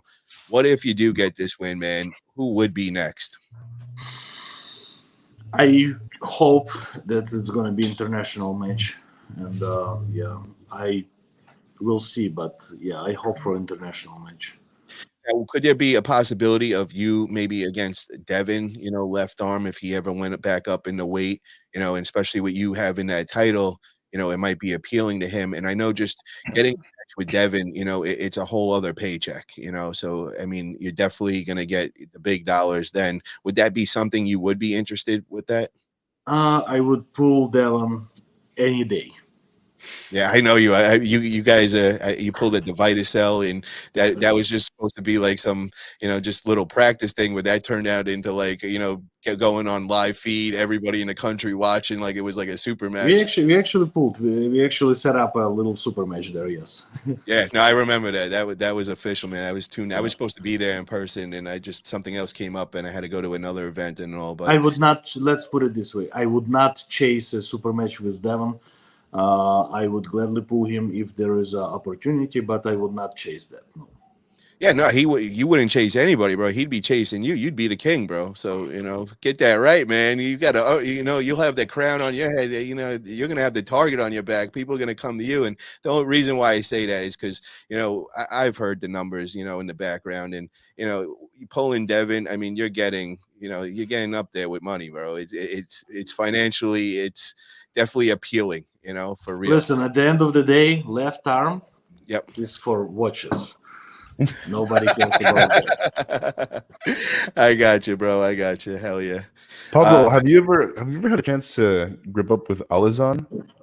Alisandra, no, never. Okay. Never. Yeah, that would be an interesting one as well. If you get the win against Cody Merritt, that could be very, very interesting. Absolutely. Real. How do you feel about him, Pablo? Is he a guy that you look at? Not this year, guys. Not this year. With Alisandra styles and technique. But yeah, I would love to try, absolutely. But either very end of this year or beginning of next year, I'll be ready for that. Yes. Okay, guys, I want to introduce somebody into the room. We have Austin Collins. What's up, brother? How you doing? What's going on? Y'all hear me all right? I hear you loud and clear, brother. Cool. So, this reverse camera is kind of confusing me. My lefts and rights are getting mixed up, but I got it figured out now. Hell yeah, I think I've had the pleasure of meeting most of y'all. Pavlo, we met when you pulled Brad Grundy. It's good to see you again. Israel, I think we just met at the East vs. West tournament, did we not? We did not, my friend, but we will meet someday. Matt, good to see you. Paul, we've never met, but we've talked a dozen times. Hell Fan yeah. of all y'all. Howdy. Thank you, brother. So real quick, man, I wanted to find out your background. Where do you live, and how long you've been training for? Yeah. So making it quick, basic info. Pavlo, you'll know this name. Wilton Brock got me into arm wrestling about 3 years ago. It was like my first tournament was a Brandon Morris event in 2020 in December. It was amateurs, obviously, but it was my first tournament. I won right and left. Mike Bedwell, he's a beast now in the 220s, but so he got me into it. I was a cop for almost 5 years, so I competed when I could, but with a little boy on the way, personal life happens, so it's hard to stay active. But for the past year, I have been balls to the walls with arm wrestling, personal life. Everything's finding out. I got finances like I ain't ever had before, so I've competed about 6 or 7 times this year and won everywhere I went. So I actually got to pull at the last Challenger Series before I was on Chance Saw's YouTube. I went into my pockets I'm like, hey man, I want a shot. It don't even got to be on the event, but I pulled one of the top 220 guys we got here. He was in the hook rankings, but he got bumped off that round robin. So yeah, about a little over 3 years on table, maybe about a year and a half. But so I tell people about 3.5 years in total, 4 years come December. Hell yeah, bro. Well, we're just going over some of the matches at Global Elite Arm Wrestling that Magda's throwing September 7th. So I want to get a couple of predictions out of you too, man. So want to find out what you guys thought on this match. We got a big left-hand match going against Ryan Espey going against Matarengi. This one is definitely going to be a good one, man. I'm looking forward to this. I really like this Matarengi. What's the remind me again, because this is going to come down to my point. What's the rule set? Is that like was that more loose rules with Ryan with that match? You got to ask Pablo. Pablo's going to be in that event. What's the rule set? Like what's how many rounds? Is it pretty strict or is it they're using I know a little bit about Ryan's opponent. I'll say, I could see Ryan taking hand control, but I like Ryan. I think he's really good from like outside of his body, but as soon as anything, I don't see him doing a lot of stuff in the hook or going inside. So I can see him getting hand control. I've always noticed with Ryan, endurance has been the issue. So, overall horsepower, I think I don't know as much. So if I wanted to do, I think Ryan, if he can keep hand control and be more explosive off the go, will go. But I think if it stops and he gets into a grinder, I could see him blowing up. When Ryan's in shape, he's legit. So it just depends on what shape he comes in. And as long as he can hit that go, I think the other guy, from what I've seen off of YouTube, I might be a little ignorant, but I think I've seen him a little bit. He seems like he's the stronger guy overall. Well, we got to ask. I'm sorry, I'll interrupt you for a second. I will disappear because I'm part of that event. I'm not doing any predictions. Oh, okay, yeah. Pablo, we know you're going to be 3-0, man. We ain't worried about you. Pablo, thank you so much for coming on tonight, brother. I really much. appreciate that. And guys, check out Pablo. Pablo, do you have any social platforms you want to shoot out other than like Facebook, Instagram? Just follow me on Instagram. Yeah, Pavlo Derba. Pavlo Derbedyenyev is my name. So. Sounds good, brother, and good luck on September 7th, man. We'll be rooting for you, brother. Have a good night, Pablo. Take care, brother. Bye. Take care. So after Austin just said that, we got to go right over to Hollywood, Matt, because Matarengi is a guy from your area. He's over in New Zealand and all, and you're very familiar with him. And I know he's been at a bunch of your guys' events and all. So what's your thoughts on this match? Who is the favorite going into this one? Yeah, it's a big, great to see Matarengi getting another shot on the world stage, and anyone from this region of the world, we always appreciate being able to travel and having any sort of recognition, really. Matarengi is not only a giant of a man, but, he's been so dominant, unbeaten in New Zealand for over a decade. So going up against one of the best guys in North America it's an honor. It's a privilege. I know that he respects it, and it's very much looking forward to this match. As far as how the match is going to play out, it's a little bit of a question mark for me because Matarengi tends to sort of drop into this sort of side position a lot, and it's almost like he defends a lot more than he hits, which it seems to be a thing with really big guys. And I think maybe it's the way with training, is because you can overpower your opponents in training sessions. You get so used to defending all the time and letting them work that becomes your natural position to go to. But he's so hard to get through once he gets into that spot. But I'd say Ryan is probably the favorite just because of his experience, and the North American scene is one of the best in the world, and yeah, it's going to be a big step up in competition for Matarangi. But if he's good enough to do it, then this is his opportunity to showcase his skill.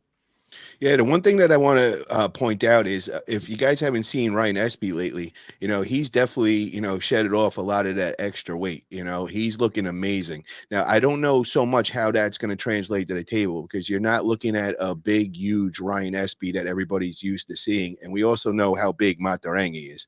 Matt, how much does Matarangi weigh? Do you have an idea around? Oh, yeah. I have to do the calculation because it's 165 kilos, which is God dang. 380. Yeah, I was about to say he's over 350. Good Lord. 380-ish. 363. Okay. Yeah. Wow. And you got to see Ryan these days. Ryan has, I seen him at the last Knuckles Up. He was there just to hang out. And, I couldn't believe I didn't recognize him when he first came up. I'm like, wait, oh my God. I was like, you looking great, bro. You like really dropped some weight. And then today he sent me over a video. He wasn't sure if he was going to make it on the show because he was out like fishing and he got this big monster of fish. He's like, this is what I'm doing right now. So I don't know what time I'm going to be back, but as soon as I get back, I'm going to try my best to get on the show and all. And when I seen him, I'm like, dude, another thing, you look amazing, bro. Whatever you've been doing, like it's showing, like for real. He dropped, I don't know how many pounds, but it's got to be at least 50, 60 pounds, so I don't know, how that translates to the table. I'm hoping that he keeps his strength up. I know he said that he was going to put on some of the weight beforehand in his prep and all. So it'll be interesting to see, what kind of Ryan Espey comes to the table that day. And, he has the big title. I mean, I think he's number 4 in all North America with the left hand. I think he's right behind Pablo. I know Pablo got the win last one at the Knuckles Up and all, and that put him above him. But, I'm really interested in this match. I've always said that Matarangi guy, he's got the look. He's a very nice guy. Like when you see his look, you're expecting like somebody that's like really like just like mean and like tough kind of guy. And then when you hear him talking, you're like, dude, this guy is a great dude, man. He's like a really humble guy and all, very deceiving. But I guess when you're that big and you look that way, I mean, you don't have to be that tough guy. You could just be that nice guy, man, because your looks really speak for themselves. So really excited about this. I really like Magda's card she put together. It's a really amazing one. I know she stays in the background. She doesn't make too much noise and all that. I got to meet her at the last Knuckles Up. Just an amazing person, really great character and all.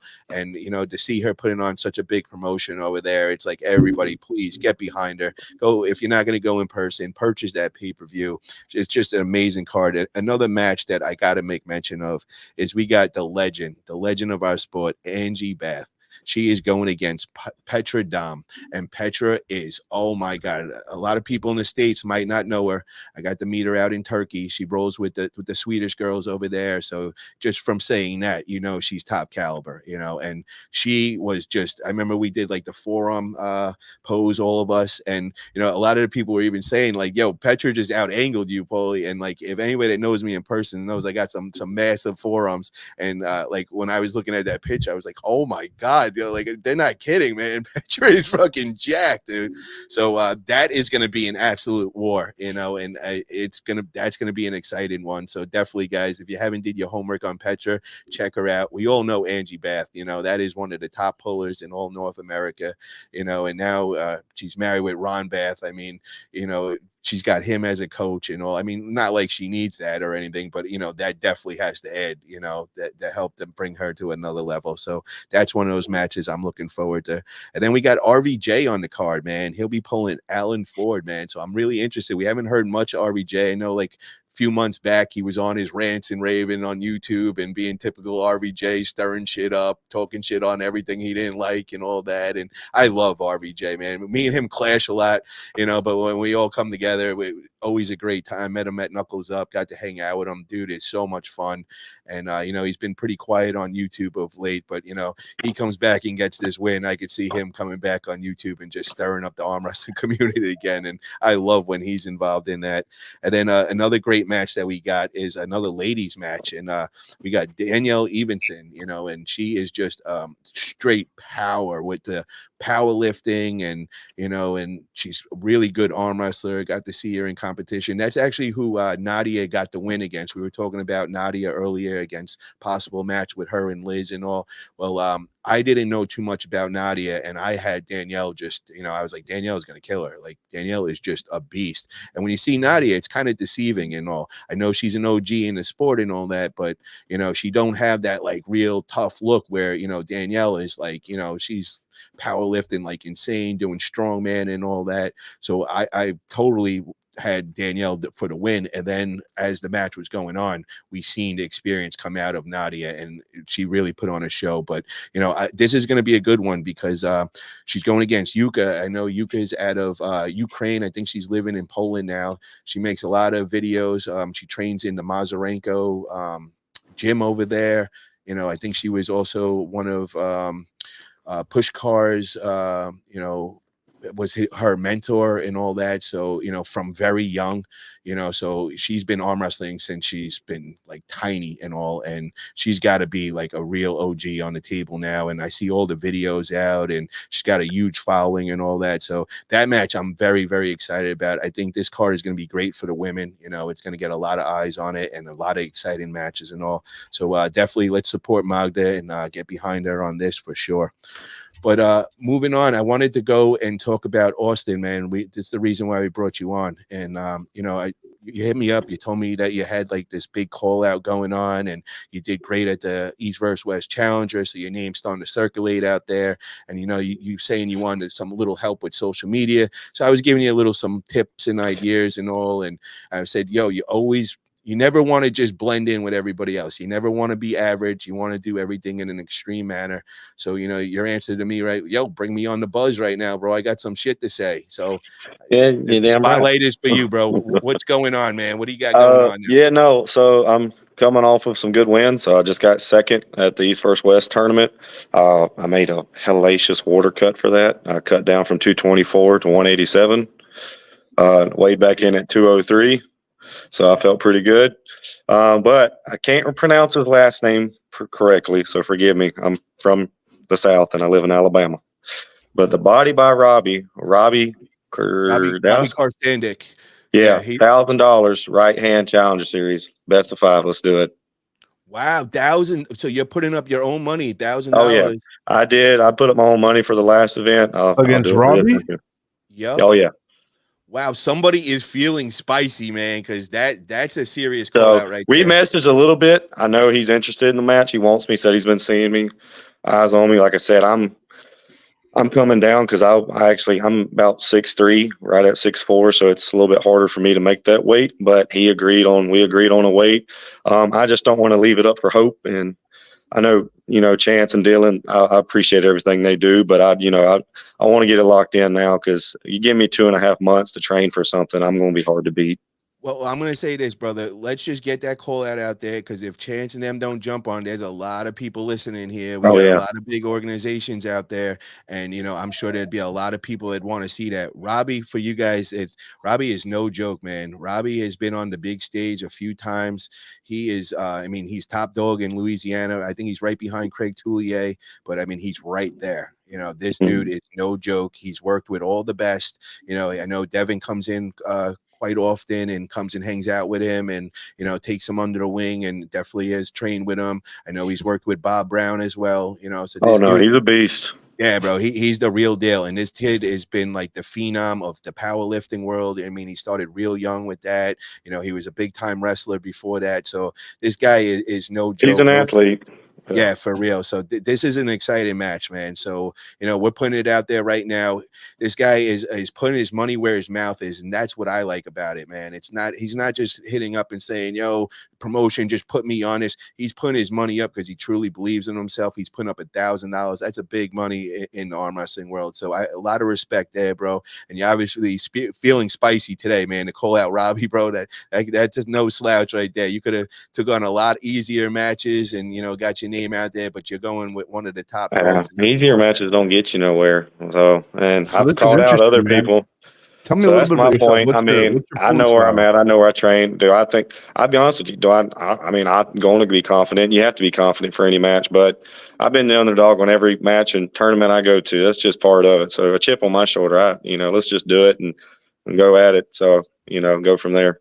Props to What's you. your pulling Israel, I style, want to man? hear, bro. I just wanted to ask him how he pulls and like where do you like going when you're pulling? Are you more of a hook puller, like staying outside? It don't matter. I actually, I feel comfortable everywhere, but my hand does not get taken much. I'll put it that way. I'm ranked nationally on a lot of grip stuff, which I don't, try not to hold on too much. But when it goes to outside top roll, and my low hand's pretty sick. And just so you know, his training partner, brother, is Chuck Ryder. And if anybody knows Chuck, Oh, dude, yeah. that's a legit puller, dude. Yeah, I love Chuck, that when kid, it man. comes to training with people with endurance and trying to stop a King's move, if you got a King's move, I'm all over it. But him, Wilton, I've been getting in with Doug early when I can. He's about 2 hours, hour and a half from me. We got the Bishops that are, 2 hours north of me. I'm not able to get to them so much, but here lately my schedule's opened up. So if it's, like I said, whenever this happens, or once this gets confirmed, I'm hoping November. I seen where the Challenger Series is coming up. Oh yeah, I'm going to be all over it. So obviously I'll do everything in my power, and I just hope that we can get it going. But I do appreciate you bringing me on and giving me the the chance to put it out there.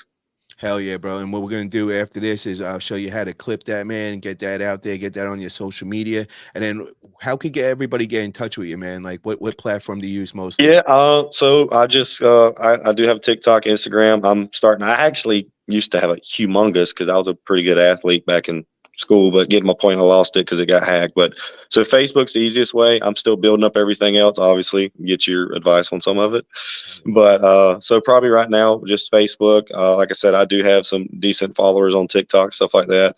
I've been steadily learning, watching YouTube videos on how to build this stuff, because I would like to do, podcast stuff like this. I got, when I hold practices, we'll have, 70 to 80 people here, and they always want to come here. So, I just, we have a pretty good group. So.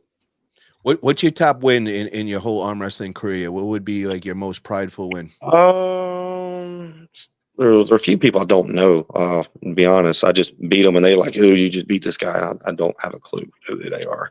Okay. But most recently, I beat Craig Solbier this past June. That's a big one, man. Guys, Craig Soulby from Florida. That dude is for real, man. He puts in the work. He is training every day. So he was tough. Yeah, he was tough. I'm way better now from then. That's my biggest thing is like, I don't know if y'all have ever had this in y'all's careers, and I would love to hear it if you have. I was like a deer in headlights most of the time I arm wrestle. It's just because I was stronger than the other people that I beat. So like round 3, if something changed psychologically, I was like, this is it. Like no more making the same mistakes. I was like, oh, that's it. So I just changed it, found a different pressure. I ended up low-handing him to get out the win, but we were tied 2-2 to go into that last round. But since then, it's like I just learned how to arm wrestle. Hold on, I gotta change this. Paul's camera's died. Yeah, just wait. Let me get that. I gotta say, man, that's an impressive win. Craig Sublair is definitely, one of he's been around for a while. He's got some notable wins himself, so that's definitely a name to throw out there. I mean, I think if you got to win on him, you're definitely ready to test yourself against Robbie for sure. Yeah, and this is I ain't got nothing bad to say about Robbie. I love everything he does. Now I'll talk some shit to get the match going, but when it comes to, I've watched how he pulls, and I think it's a great style match for me. Yeah, I gotta say this.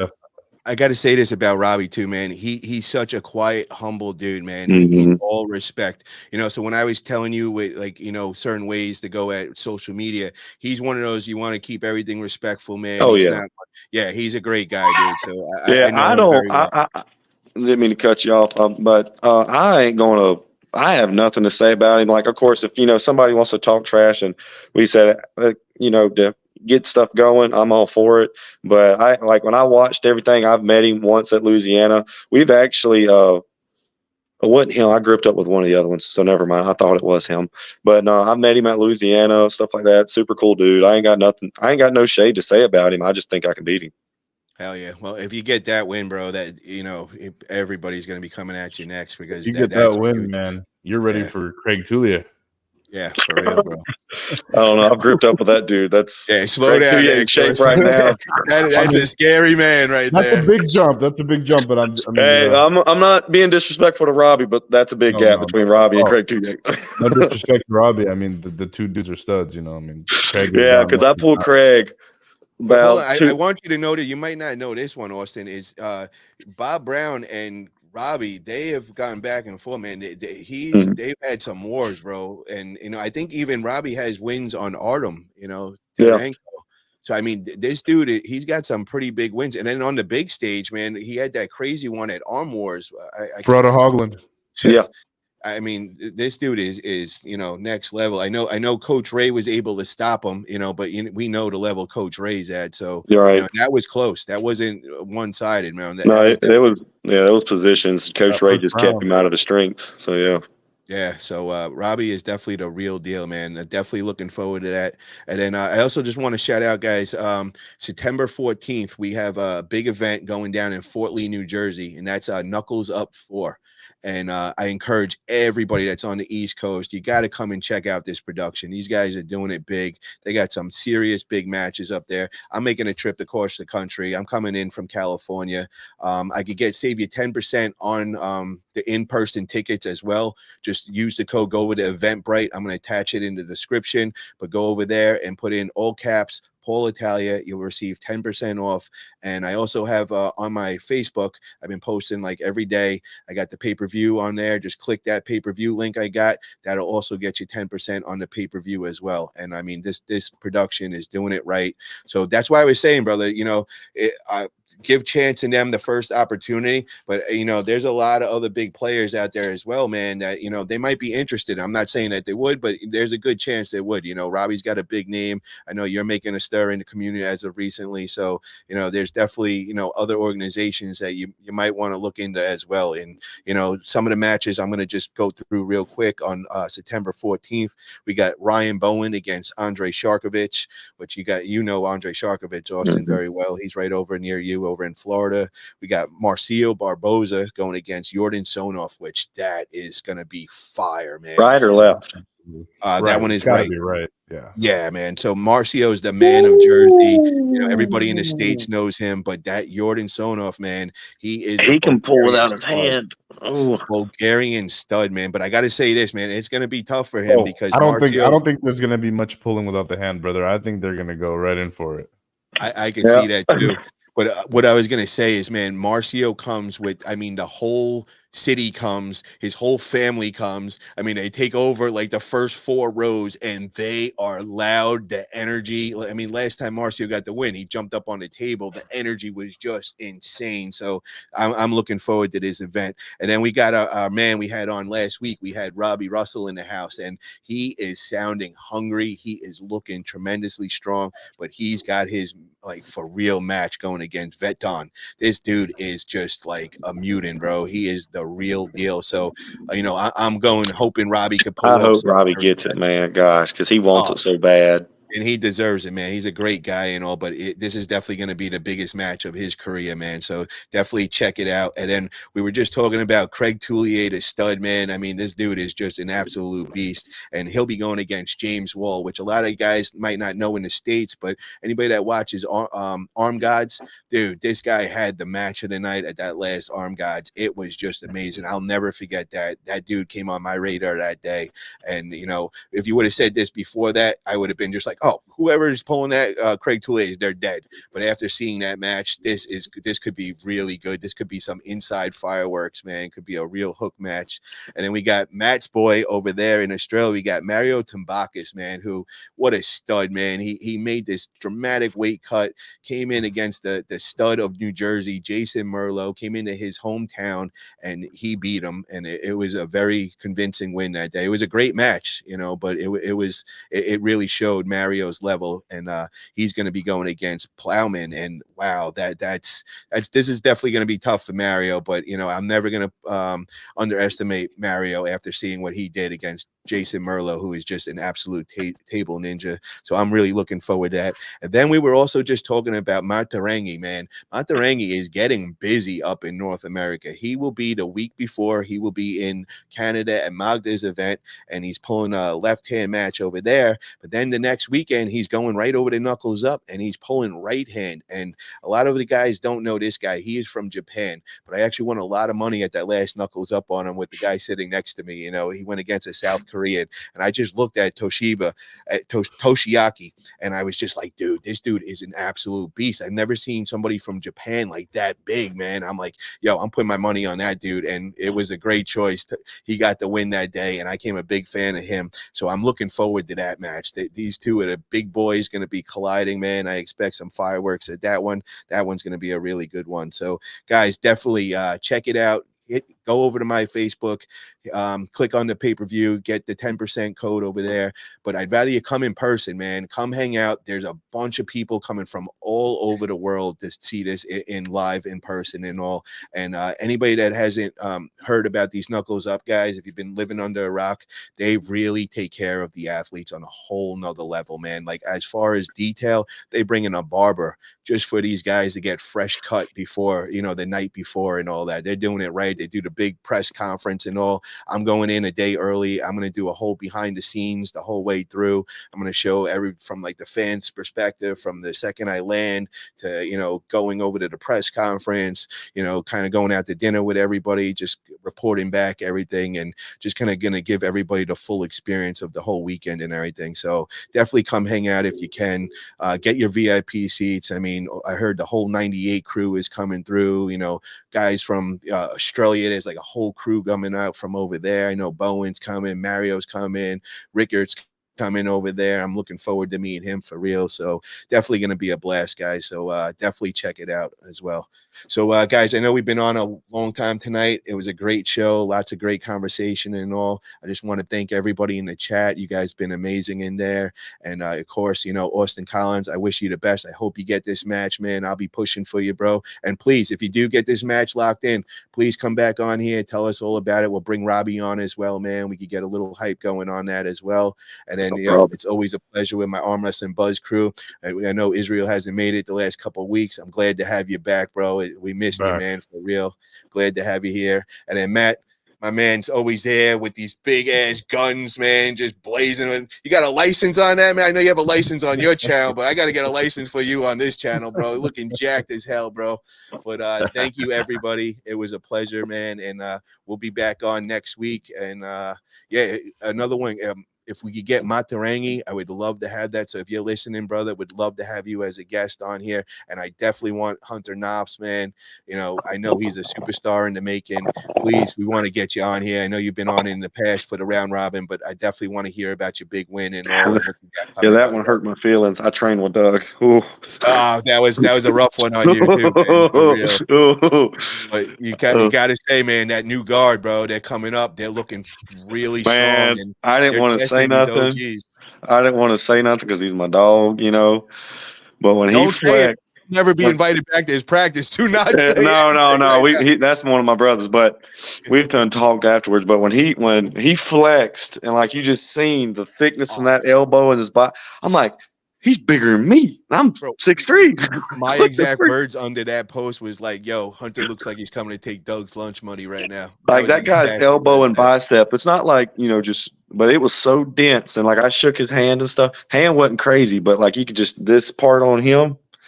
Well, then I heard there's some words down the grapevine of some like supers he was smoking and stuff. I was just like, practice is practice. I don't give a crap what somebody says. You beat. But I ain't gonna lie, when I watched that first match and he just went like this, I looked at my guys. I'm like, I hope he pulls it out, man. I don't know. I said this before, man. I won a lot of money on Hunter over in Texas, man, because nobody knew Hunter, and they were all with the Texas favorite. And I mean, the dude was a stud. Too, right. Bro. Well, I mean, I'll be honest. Like I talk junk, which I will. It is what it is. But like I train with Doug, stuff like that. I didn't think nobody at 176 in the country would touch Doug just because of he's just stupid, man. But after seeing that round robin, bro, he went from 154, smashed everybody. And then I was a little skeptical. I'm like, Hunter, it's cool that they're letting him get the shot. Shout out to Larratt Jenkins for those round robins, bro. I love you. And I seen a post where you were kind of like second guessing if you should still keep that up. Bro, that's your thing. That's your niche, bro. You found it. You found you would come in and you don't got to drop 30, 40 grand on a production and you have the whole country behind you, homie. You stick with that, my man. Do not stop that shit. But like I was saying, when Hunter came in at 176, I was like, yeah, it's cool for him to get that shot. But when he went and won and destroyed.